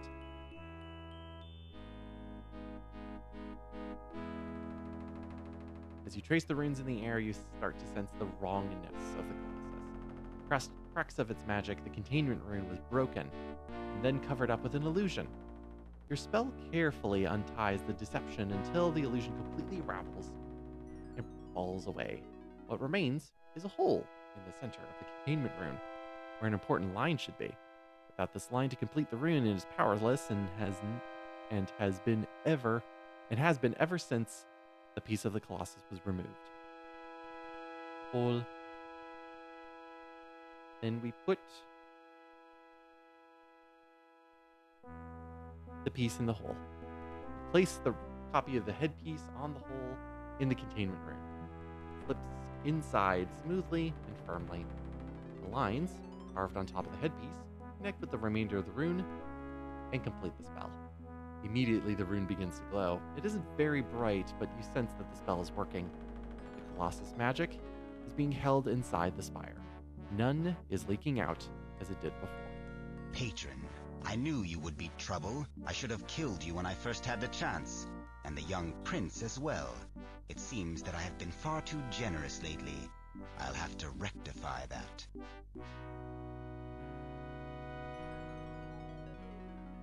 The Zartan lifts his scepter and holds it dramatically in front of his body. But nothing happens. He tries it a few more times, staring in disbelief. The prince laughs, draws his sword, and pounces on the confused Dynast.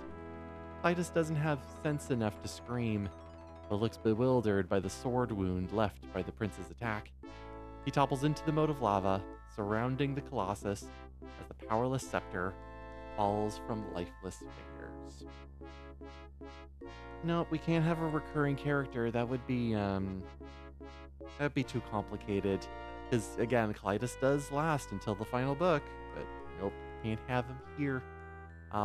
We also have to have him have a lava death so that he can't be resurrected. It's a shame. In the original, when they got to the room, he was just kind of devoured by the other people of the dead. And they went, hey, you can be dead like us. So, Haplo, you are a patron. I know about your race. Balthazar taught me well. This should make us enemies, but you have helped me. You have helped my people. Perhaps you did this for your own reasons, but I owe you a debt of gratitude, and I still consider you my friend. I thought that this was my most valued possession. Now I know that I value my subjects, my world, more. I want you to have it, to make certain that you do not forget us.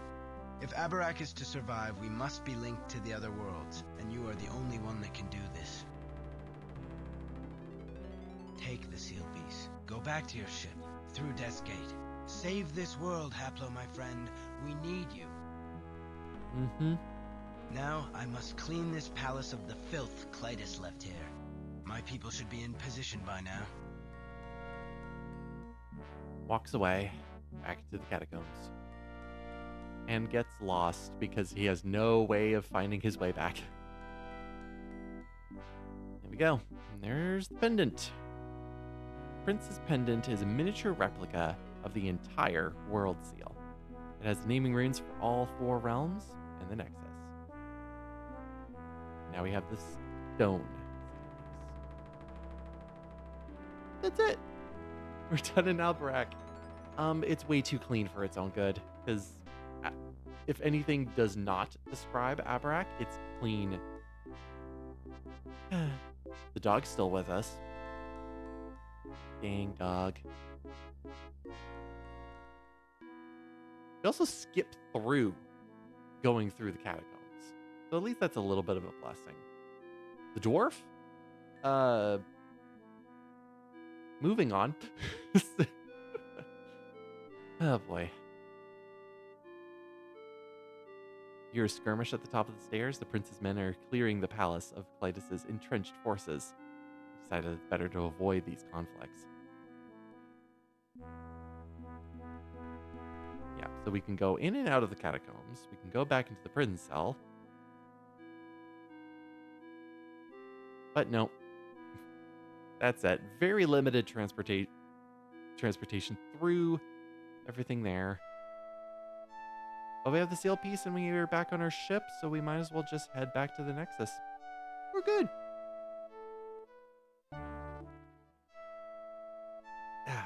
It's so different there because the escape from Abarak is Haplo witnessing just like the gigantic level of undead in the Lazar who are desperately wanting to get on his ship so that they can escape through Death's Gate and cause so much more havoc. Before I go talk to Zar, I have mentioned that at the end of the books, at least 1 to the first 4 books, Haplo writes a report for each of them, and Abarax is just the most interesting one. It leaves it off on a very good, very, I don't want to use the word interesting, but makes you look forward to what's happening in the next book. My lord, you may remove Abarak completely from your calculations. I found evidence to indicate that the Sartan and the Mensch did once inhabit that hunk of worthless molten rock. The climate undoubtedly proved too harsh for even their powerful magic to sustain them. They apparently tried to contact the other worlds, but their attempts ended in failure. Their cities have now become their tombs. Abarak is a dead world. My lord will, I'm certain, understand why I do not make my report to him in person. An emergency has arisen that calls me away. On my return from Abarak, I learned that the Sartan I discovered living... Okay, and then it goes into a bit of the books here. Evidence indicates that another character has gone to Calestra, or Chalestra. I'm trying to remember the pronunciation. We'll hear it soon. The 4th world the Sartan created, the world of water. I am following him there. I remain your loyal and devoted son. Haplo. Scrawled on the margin of the report. Haplo, my loyal and devoted son, you are a liar. In capital letters. So what if I told you that the 4th book, Serpent Mage, starts with Haplo desperately trying to avoid talking with Zar, go to the 4th world, and doesn't succeed on that and starts getting tortured in the first chapter of the book. Because that's what happens. Not going to happen here. Let's go talk to Zar. Hey man, how's it going? Again, I want to read your book. You won't let me read your book. So annoying. You produce the stone seal piece while recounting your macabre experiences on Abarak. Quite unexpectedly, instead of focusing on the large number of surviving Sartan there, Zar asks you to elaborate on the art of necromancy. He even asks to see the spell book that shows the spell. It appears that these Sartan have done our job for us. By using necromancy unchecked for thousands of years, they've decimated their own race. I'm sure it's fair to assume that there are only a few stragglers remaining in the other realms, like your Zifnab, if any are left alive at all. The survivors in Abarak don't sound strong enough to resist us. In fact, they are in the midst of a civil war. Once the world is reformed, the resulting chaos will be perfect for our army to walk in and destroy both sides. And if you weren't sure what Zar was going to do, yeah, he uses the term "the world is reformed." That's his ultimate goal. You've done your job well. There's only one world left, and I hope what you will discover there will be no surprise. Many coffins filled with dead Sartan. If you haven't already, take the amulet that your prince was foolish enough to give you and transfer it to your steering stone. Go to Chalestra and bring back its seal piece. We're very close, Haplo. I can feel it. Chalestra. You said that it was necromancy unchecked that killed the Sartan. Does that mean you'd consider using it with limits? Do you understand the potential of that spell? An army whose numbers never diminish, whose members get stronger after they die. What force could stand against it? Naturally, we'd have some other deaths to compensate, but they'll be manageable. After a few skirmishes, the mere threat of our army would be enough to enjoin surrender. Then we wouldn't need to use the spell anymore. Until that happens, there are always losses in war. Except the problem with the, that undead army is that it's very difficult to get rid of that undead army. There is only one character in the series that even shows the ability to get rid of those dead. And that character doesn't even know how he does it. You are so smart, Lord. Prince Edmund placed his faith in me to save his world. That's why he gave me the amulet. This is from the race that consigned you to an eternity of torment, and he asks you for help. Yes. Are you seriously considering his plea? Yes. Look at his situation. His people squabble among themselves like mensch. Even now, they are in the throes of a civil war. Naturally, he wants you to help him. You represent the greatest threat his kind has ever known. He must not have realized what his amulet would mean to us, but it is our responsibility to take advantage of it. He does a good job here. I'm just kind of downplaying his whole thing because I'm just thinking to myself, well, you have hatred of an action that the Sartan did thousands of years ago. And it's now thousands of years later, and yeah, they're different there now, sir. Yeah, you have a grudge. Not healthy one. You don't just represent yourself. You are the vanguard for our entire race. Don't let your emotions get in the way of your mission. I'd hate to have to cut it short. Look deep inside yourself. You'll find that you are a patron. You were whelped by the labyrinthine fires of hate. Hate for the accursed Sartan that put you there. I can trust you, Haplo, because you are a reflection of me. You are my son, as all patrons are my children.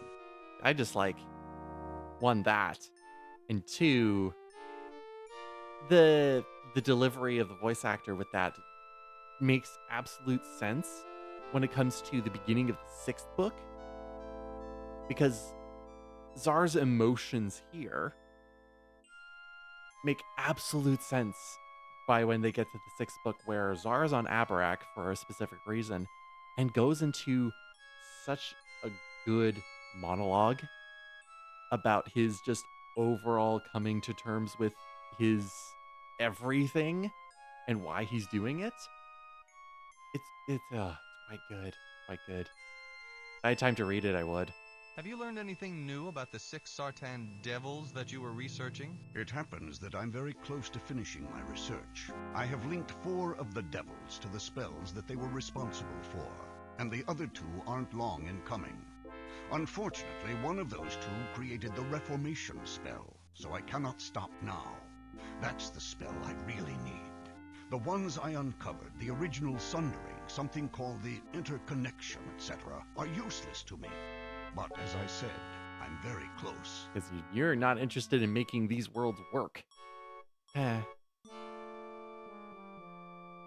if I go with this one, that's just the magic. Tell me about magic. So let's get rid of these. How do you another fine. Do you know any? No. Nope, because Can you we can't talk learn. about something else? Save for the spells Of I've already course. taught What to do you you. want I'm to going know? like, okay, I'm just gonna the spell book here? No, you haven't seen it. Nope. Let's go back to. Okay. That's enough for right now. I'd like to talk to you later if you don't mind. Very well. I'll be here. All right. So that means we head back Fourth world time.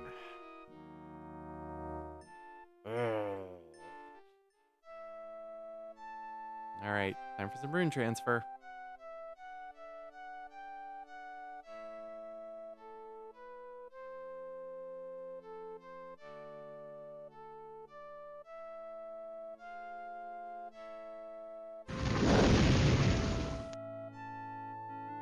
Now the full rune seal, or the full world seal, is now on our steering stone. I'm going to take a really quick break. And then when we come back, we will begin on the fourth world. Water world. Yeah, short break. I'll be back. See you then.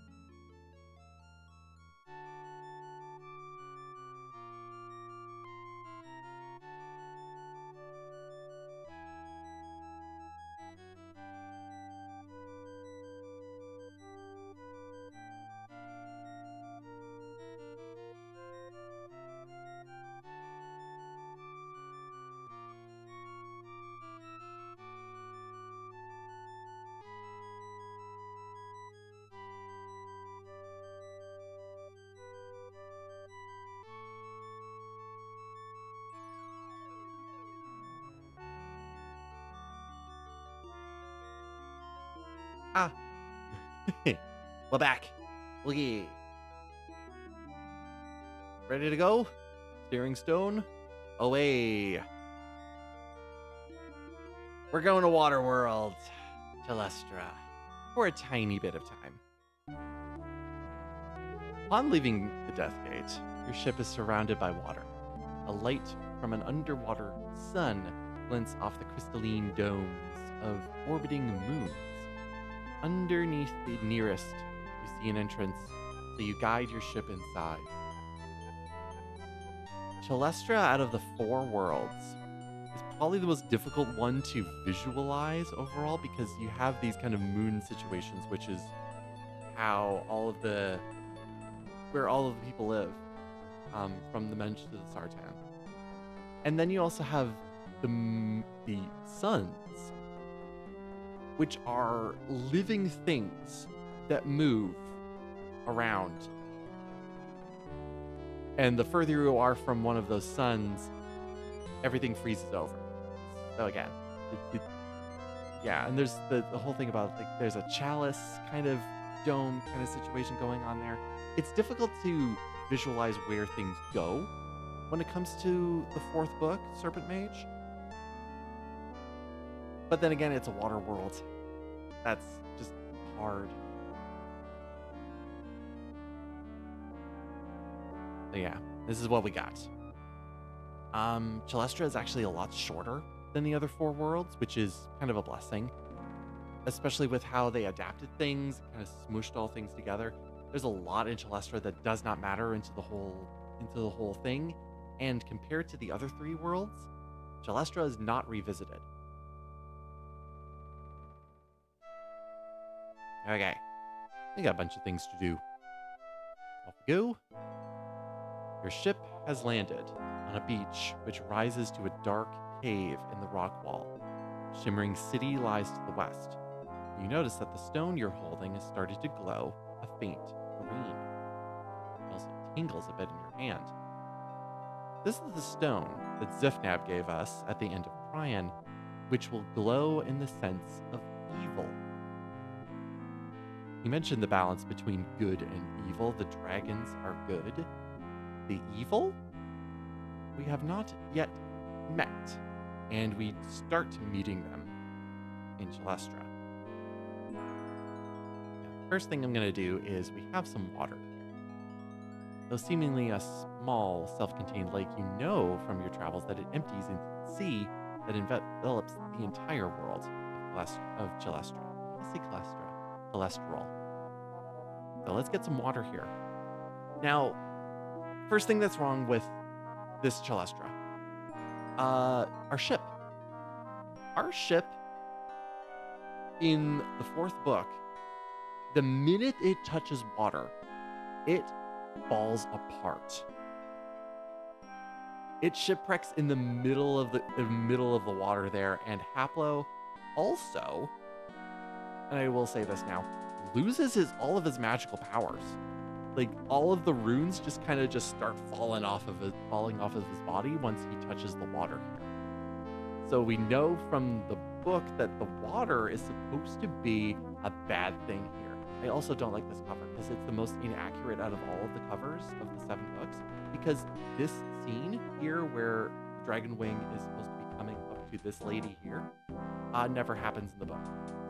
Everything else happens out of all of the other covers, except for this one. It's weird. Anyway, we're gonna head west. There's the city. A thick wall surrounds a city-sized glowing dome. In front looms a gate, upon whose door is a huge graven spell. You get the distinct impression that you are being watched.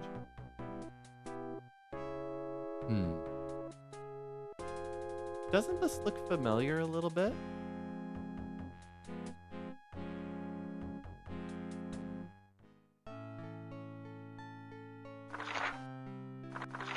We do have to go back into Balthazar's book, because the rune structure is in this book. It's this. That's what's on the stone right here. Now, that rune structure is the ward spell, keeping something out. So what if we changed it on that? We have these rune bones here, and we actually have the rune structure to completely change the spell. You recognize the spell from Balthazar's book. It is a warding spell designed to keep out foreign magic. Unfortunately, it also keeps everything else out, including you. So, do a rune transfer. Create a completely different spell.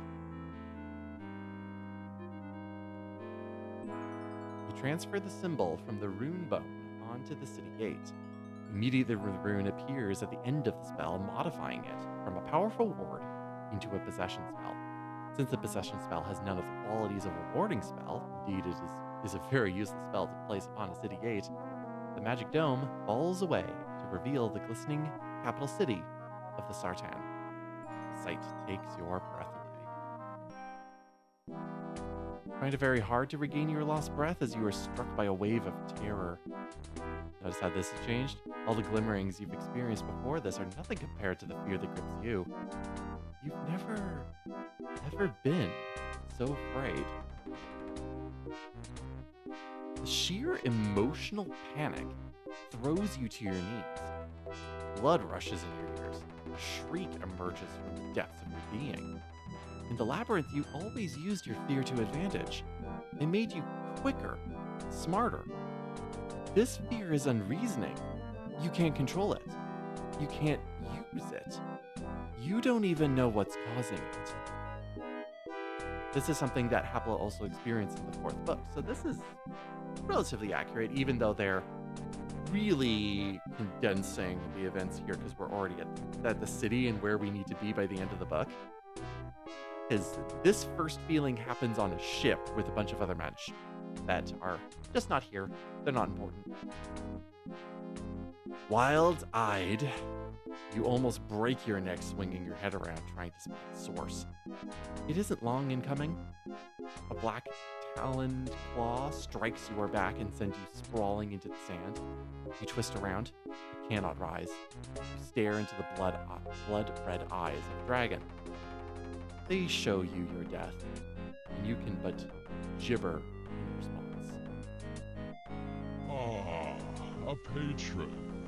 I hope that if I let you live and watched for a while, you would succeed where I have failed for so many, many years.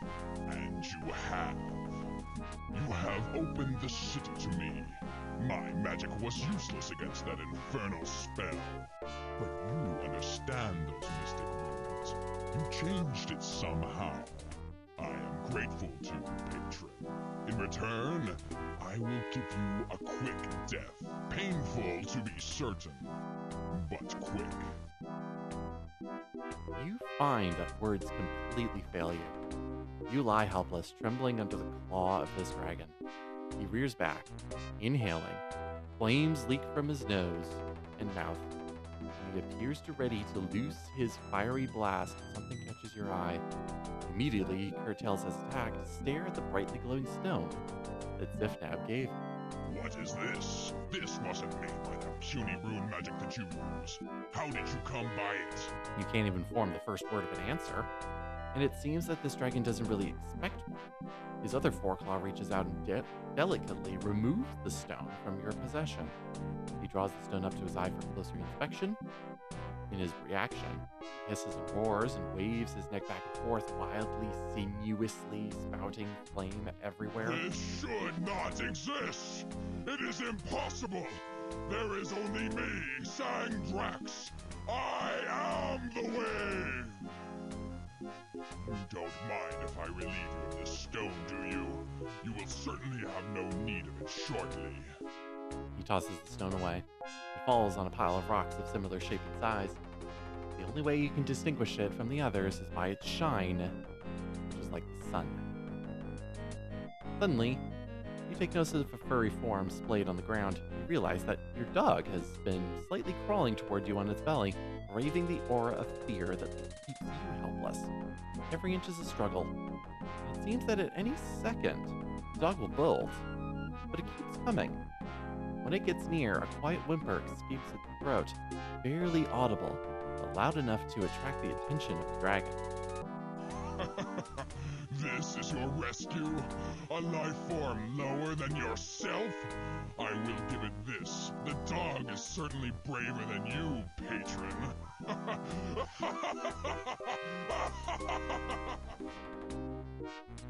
Looks at you plaintively. Even puts its muscle into your outstretched hand. Perhaps the dog is wishing you a fond farewell. It knows what is about to happen. I was simply going to kill you, but I've reconsidered. I won't merely end your life, patron. I will eliminate every trace of you. I am going to destroy your soul. You will no longer exist on this or any other plane. You should not have brought that stone into my presence. Prepare yourself for oblivion, patron. Meh. The dragon rears back again. You assume that no distraction is going to keep it from completing its task this time. You take one look at your struggling companion and draw some strength from his bravery. You might have the wherewithal to do something. Only you can figure out what to do. I'm not going to talk about Sangdrax yet. I will talk about the next thing we're doing is something in book 7. Ugh.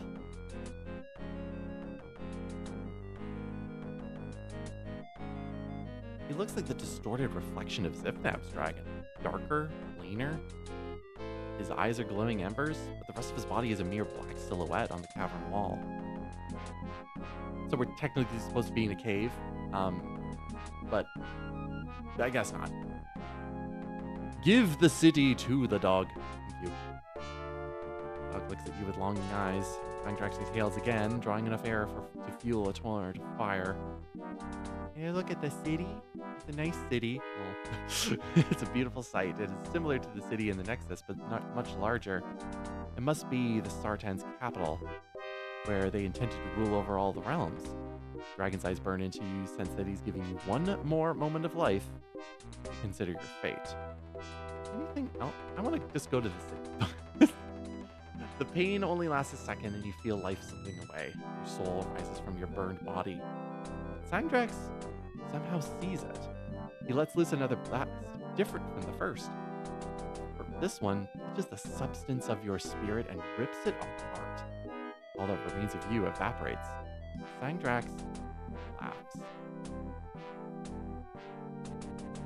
So, in the 7th book,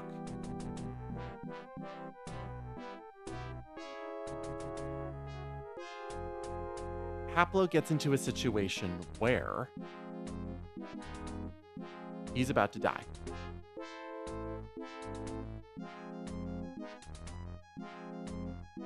Oops. Undo that.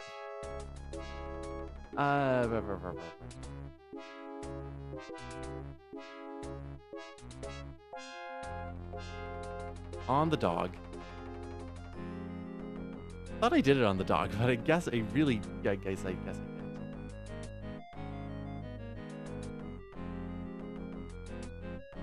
Face the runes, everything goes dark. Your soul flies into the dog's body just as Fangdrax lets loose a blast of fire. The dog's reflexes leap you away, keeping you from harm. This doesn't save your body, though. The flaming column burns a hole clear through its chest. You can actually see the glowing rock floor below.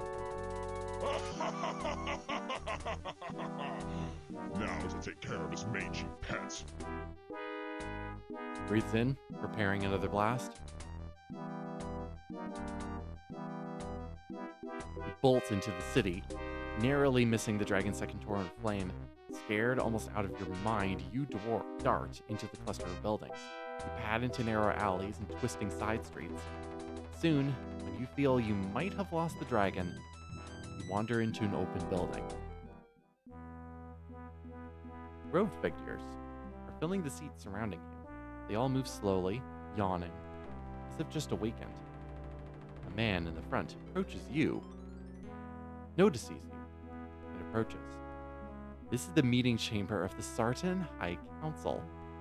Seats ring the speaking area where you stand. What do we have here? A dog? I haven't seen a dog for ages. But then again, I've been asleep for that long. Hello, boy. I'm Sama. How'd you get in here? Did you come with the Sartan forces from the other realms? This is very different from the books. Because, while Haplo and Sama do meet, Haplo's not responsible in this way of awakening the Sartan on Celestra. It is a different character who is, again, I stress, not in this game. He retracts his hand as if fearful of your biting it off. This dog is no dog. It is a vessel for another's soul. The soul of a patron. Well, it's great that we're just, like, skipping a lot of pleasantries here. We found no other Sartan, no rescue forces. All we discovered were the charred remains of one man and these items. Oh, my inventory. Thank you for bringing that to me. Friends, we have a very unusual situation. Our ward has fallen. This roused us from our slumber as predicted. But instead of greeting the Sartan rescue forces as we expected, all we find is a dog carrying a patron's soul. We need answers, and the only source is this patron. While he exists inside of the dog, he cannot communicate. I suggest that we restore the patron to his original form so that we can question him. Yeah, so why does Haplo have to go into the dog's body? Well, we'll say that in the 7th book, one, we realize what the dog actually is. And two, the reason for that is because after the events of the 5th and 6th books, Haplo is really not doing well. He's kidnapped by Clytus, put in the cells to die, as well as by Sangdrax as well. And does. Except he lives on in the dog. Not by a possession spell, though, because what is the dog? The dog in the books kind of acts like a familiar, but also what Haplo did while he was in the labyrinth. Transferred part of his soul into the form of a dog in order to continue to survive. Funny that it decided that was useful outside of the labyrinth and not in it. Bring a patron here? To our very heart? Have you forgotten that the patrons are our mortal enemies? I say leave him in the dog's body. Soon he'll forget he ever was a patron, and he'll be no threat to us. And that's also true. The longer that Haplo is in the dog's body, the more he loses his soul, pretty much. Do you know what is happening out there? Where are our fellows? Why is this patron here? How long have we slept? It is very possible that the patrons have been rehabilitated as intended. Perhaps this is our rescuer. Is this how you would treat such a guest? No. We shall restore him, and we shall have our questions answered then. It is the only way. Sama does start like this. Perhaps this is a rescuer. Where are our fellows? He doesn't stay like this. Whatever you might think of me, Councilman, I am no fool. You may prepare the nullification element. We will administer it to the patron after he is restored. Councilman grunts in approval, then fetches a bottle filled with water. He traces a quick spell in the air which flows into the liquid. After a moment of light, the bottle looks absolutely normal. You notice that while you were watching the lone Sartan and his bottle, the entire council has gathered around you. Together they weave an incredibly complex spell that appears to require them all.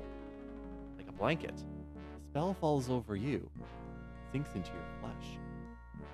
The dog's body reacts violently to the Sartan magic. Limbs stretch, tendons pop. Your bones start to expand and twist. You let loose yowls of pain one after another, but notice that each one sounds a little more like a human scream than the last. Finally, you lay on the ground, panting, hurting, but in what seems to be your old, comfortable body.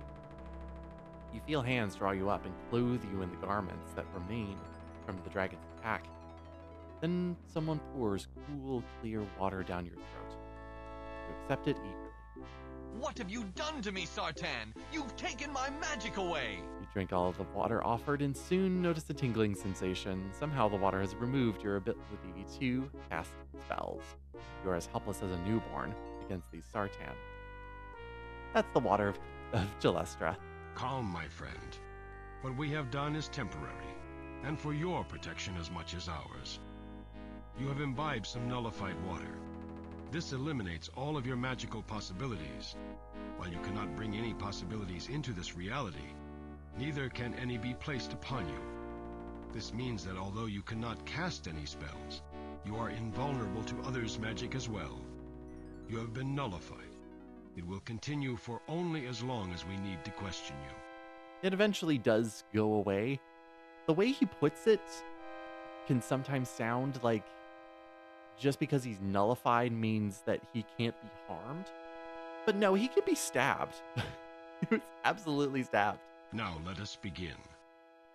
Who are you? Why are you here? How did you get into the city?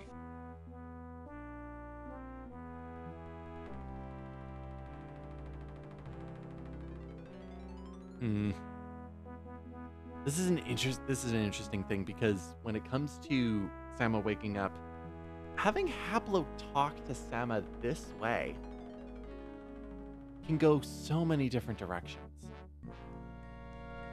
Aren't you the same Sama who originally sundered the world? Who banished my people into the labyrinth? Yes, I am that. I know that you can't understand this, but it was all necessary. It was part of a larger plan. I'll explain everything after you tell me what you know.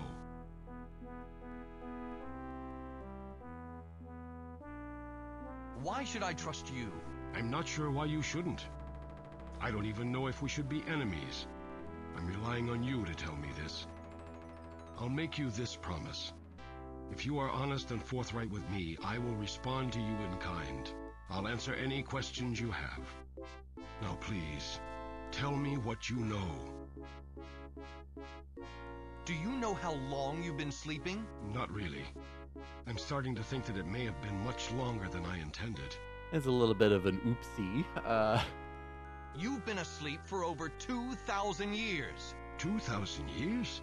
How is that possible? You must tell me what has happened. This just keeps getting more confusing. I've seen your plan in action. You couldn't have done more damage to more lives if you tried. I'm starting to get that impression, although I am loath to believe it. If you would tell me your story, I would understand much better. Just dancing around it because either you can say yeah or no. Haplo, though. So this is the thing, when you have like the progression of the character between the first book and the first world all the way to the fourth, even in the fourth book, Haplo still has his old ways. Like, he's put into situations where Haplo is the least likely person to be put into those situations. But it certainly doesn't mean that Haplo would help Sama. At least not now. I'm not talking. I hope you reconsider. In you lies the key to this mystery, and we need it.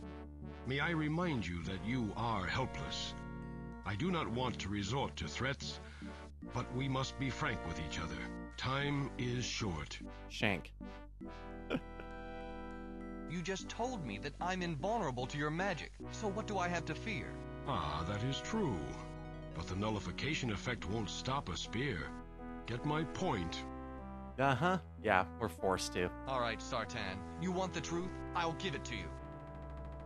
You launch into a tirade, personally blaming Sama for leaving the labyrinth masterless, turning it into a slaughterhouse that thirsted for your people's death. You recount the thousands of years of struggle and bloodshed, which even now plagues your race. You describe your lord's unprecedented escape, and tell how he selflessly and safely led others, including yourself, out of the labyrinth. You state that his thirst for revenge against the Sartan is unequaled. If you kill me, others will follow. Even now, our army outnumbers that of the surviving Sartan. I've seen your forces. I know where they are, and I know that my lord will destroy them effortlessly. You can't win.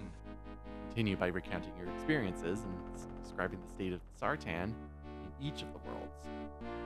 Sama cries openly at the description of the dead Sartan and their crystal resting places on Arianis. He seems genuinely confused by the Antas of Zifnab on Prion.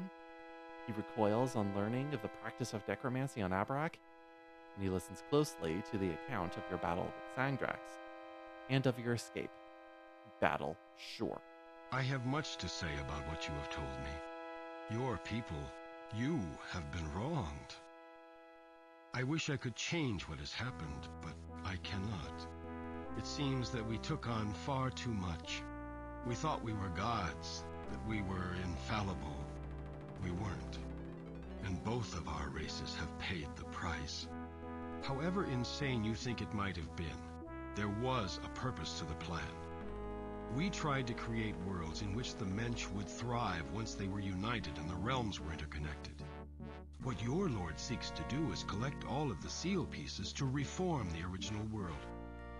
He doesn't understand what this means. His efforts will result in the death of many of the Mensch left alive in the new realms. Perhaps he does understand. By decimating the opposing force even before the war is joined, he ensures his success. I'm not sure the Mensch left alive will enjoy the slavery he undoubtedly plans for them. What he may not realize is that this will affect his own race as well. Many of his people will die in the Reformation. Do you think he would risk that? You consider. You know your lord's ambition. From his research, he probably already knows how the Reformation will affect the Mensch, and you suspect that he may be willing to sacrifice his own people to further the cause of conquest. You understand that he views you individually as expendable. Just how far does his view of expendability extend? He has claimed in the past that there is always casualties in war. Yeah, the Reformation is pretty much crumbling all of the worlds so they can be re-amalgamated, and doesn't even promise that the world will come back to be Earth in its original way. And even with the Sundering, the Vortex had to be created as a stage for the Sundering to begin, so that everything could be split up to mitigate casualties. Tsar's not doing that. You may be right, Sama. I'm not sure about your plan, but perhaps the Reformation isn't the correct path. I'll return to my lord and discuss it. For now, I'll leave your seal piece here. I'm very glad that you see things this way. I hope that we can begin a new era of peace together. Go back to your lord. Tell him that I will gladly speak with him. But I have one important question before you go. What exactly happened to Sandrax after you escaped from him? Game over, except for that last bit. As you consider the question, one of the men who brought your possessions into the room begins to writhe. He tears off his robe and metamorphizes into the gigantic shape of Sandrax. Who else would bring our inventory but the guy who was going to kill us? The Sartan dive for safety behind the benches. Only Sama and yourself remain standing in the open. Sandrax ignores the assembly, glides over to the seal piece on the wall, and grabs it between two talons. Thank you, patron, for painting such a vivid picture of all of the worlds, including your own, that lovely place called the Labyrinth. Definitely a realm after my own heart. You see, I feed on fear and chaos, and I can't see a better way to produce such things than by allowing your lord to proceed with his plan. However, since you appear to have lost your nerve, I'll have to take your place. Again, do I want to start talking about Sandrax right now? I don't even know if I'm... Oh my goodness. Because, yeah, they have to speed run the villain of all things. But yeah, eventually the more that Haplo and Sandrax interact with one another, the fear, the natural fear and chaos that Sandrax emits by just existing is less and less powerful. Your lord trusts you, does he not? Especially when you are doing what he wants. I shall take your ship, go to the Nexus, and deliver this seal piece to him. I'm guessing that it will complete his collection. Then I shall lead him to the Vortex where he can perform the rite of reformation. I'm so sorry you decided to turn against your lord. I'm sure that he doesn't view traitors in a very good light. I will say, after the events of Sandrax in Book 4, he does pop around the other worlds when they're revisited as pretty much just an agent of chaos. He's just an elf in Arianis around Drevlin trying to figure out where to actually sabotage the second phase of the unification. And then he's just kind of around in Abarak. He does go to Prion as well, for a very, very funny scene I find very funny. But yeah, of all the things he kind of does, I think he does impersonate Apple in the 7th book. But it's it obviously doesn't work with all the other characters that are around, but when most of the characters that are not introduced in the game, it works a little bit better. I do hope you won't die in the ensuing chaos, all of you. I'd love to meet you again. We have much to discuss, and an eternity of pain during which we can discuss it. Strolls out of the building before you can say a word. Only after the dragon is left do the councilmen emerge. Sama unclenches his jaw and forces himself to stop shaking.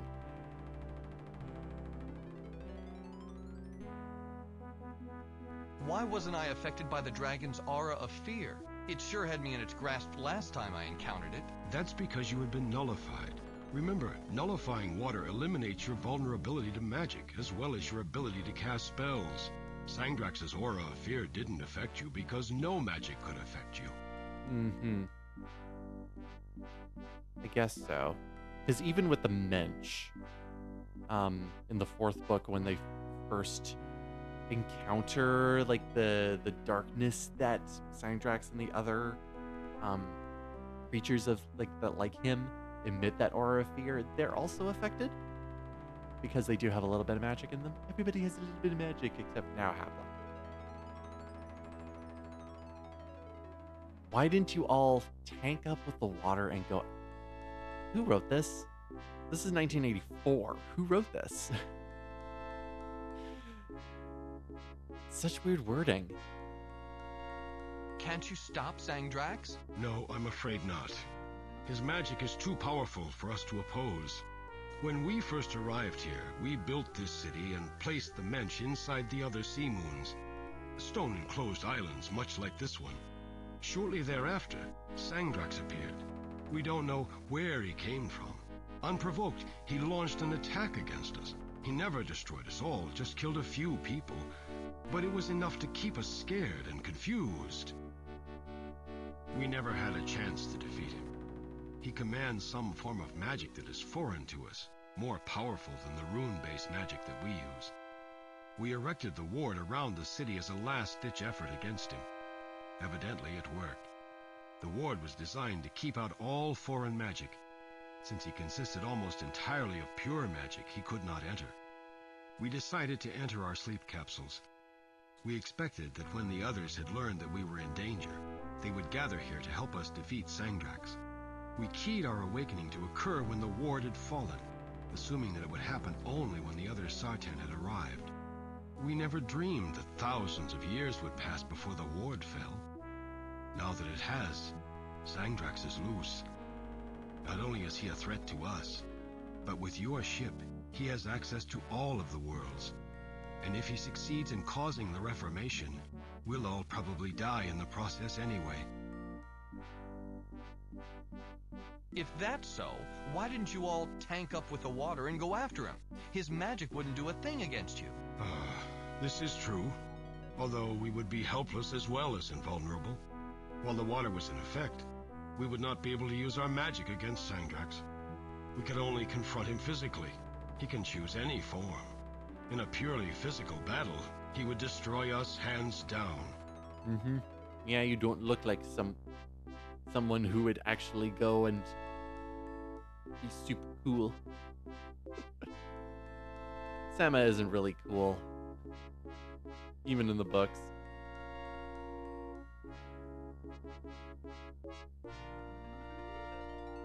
How did Sangdrax take my form? That's one of his powers. He can assume the form of anyone or anything he desires. The talent renders him insidious as well as invincible. There's a really cool, it's in the 5th book, where they're going to find the automaton that's actually supposed to be controlling the Kinwinzi. And Sangdrax comes down but they don't, then the only way you're able to tell that Sangdrax is because of the glowing eyes that he has there. Bit King's Quest 6 with the genie. But because Sangdrax can kind of nullify magic a little bit, there's a scene of, and he gets really creepy, tosses. Hapla goes and prepares for kind of a battle against him as they're trying to escape the tunnels underneath Arianis and Drevlin. And the magic doesn't work, which he was not expecting. And the next thing he notices, he has a dagger just kind of chilling out in his shoulder. He's going like, what the? And then passes out.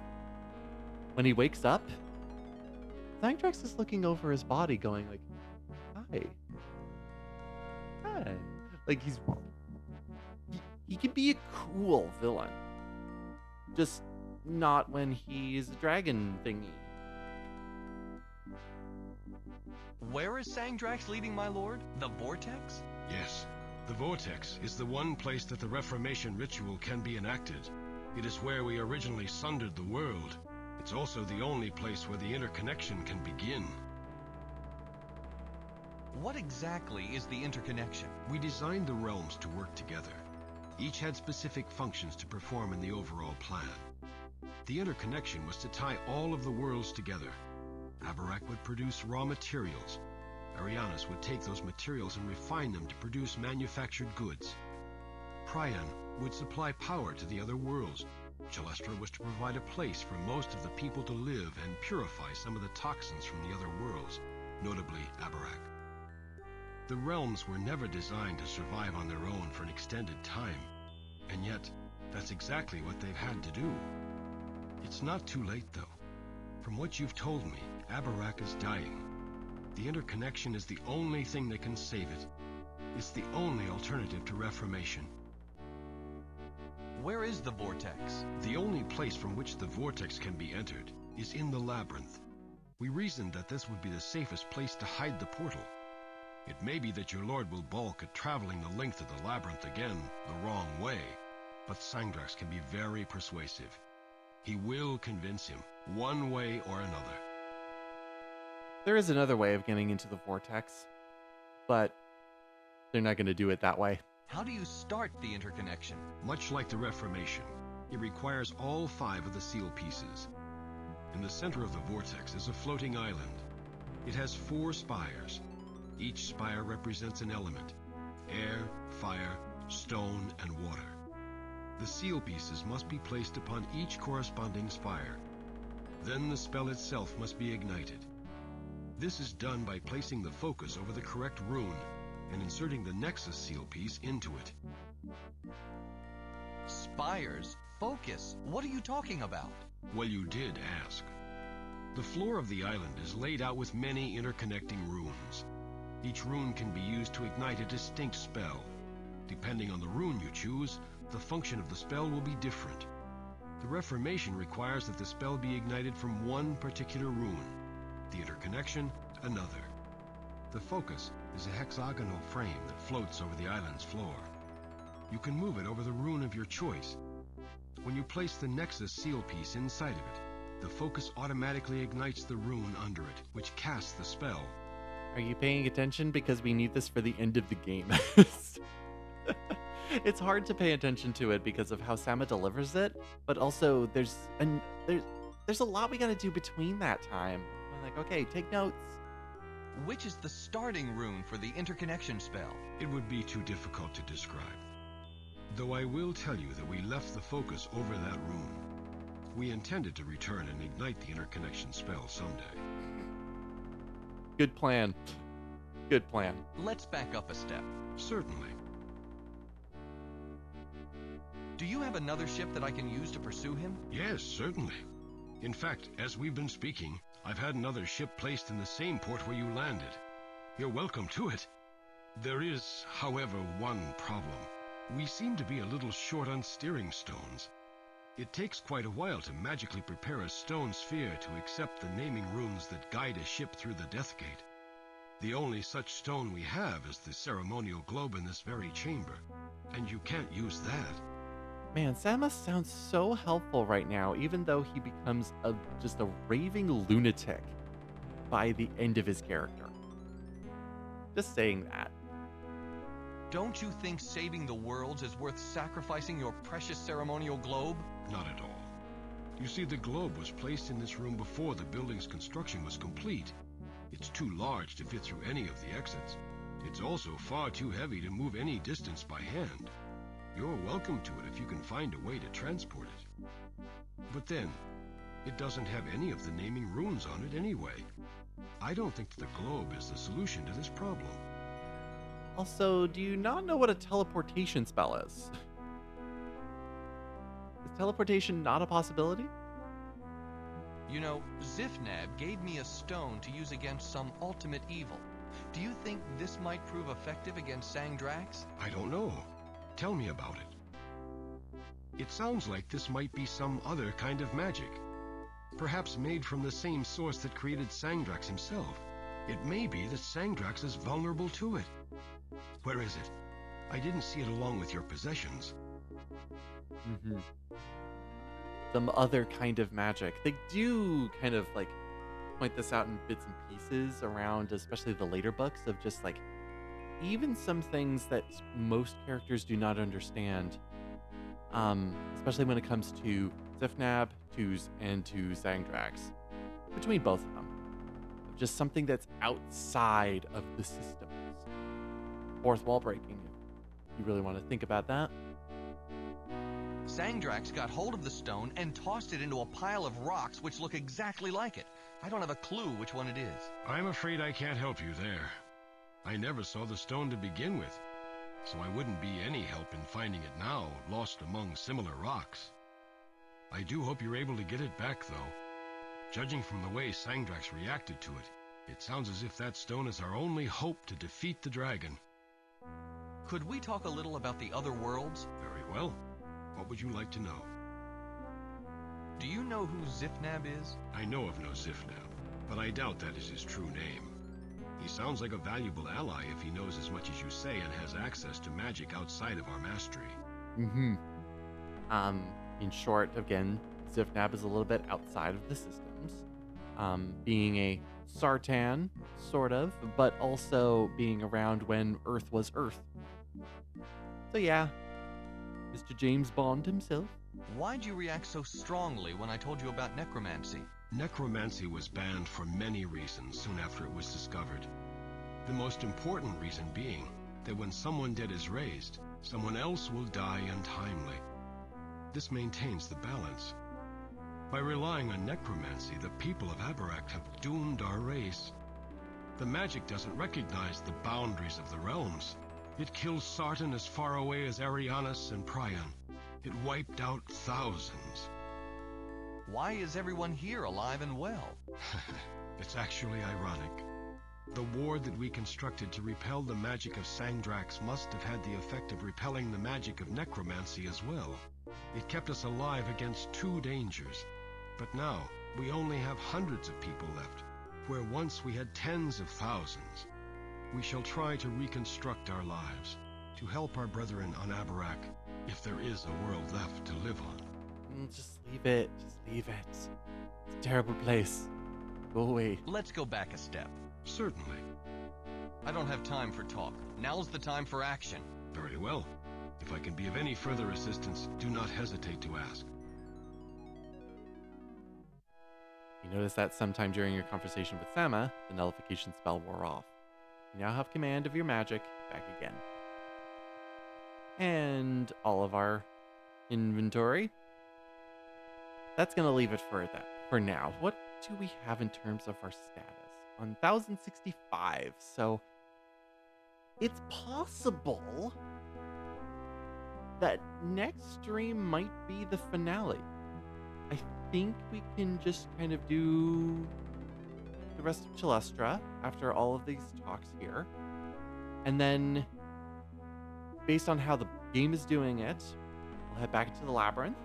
We'll talk a little bit about Book 6, because that's Labyrinth talk right there. And maybe finish off the game next week. See if that's possible.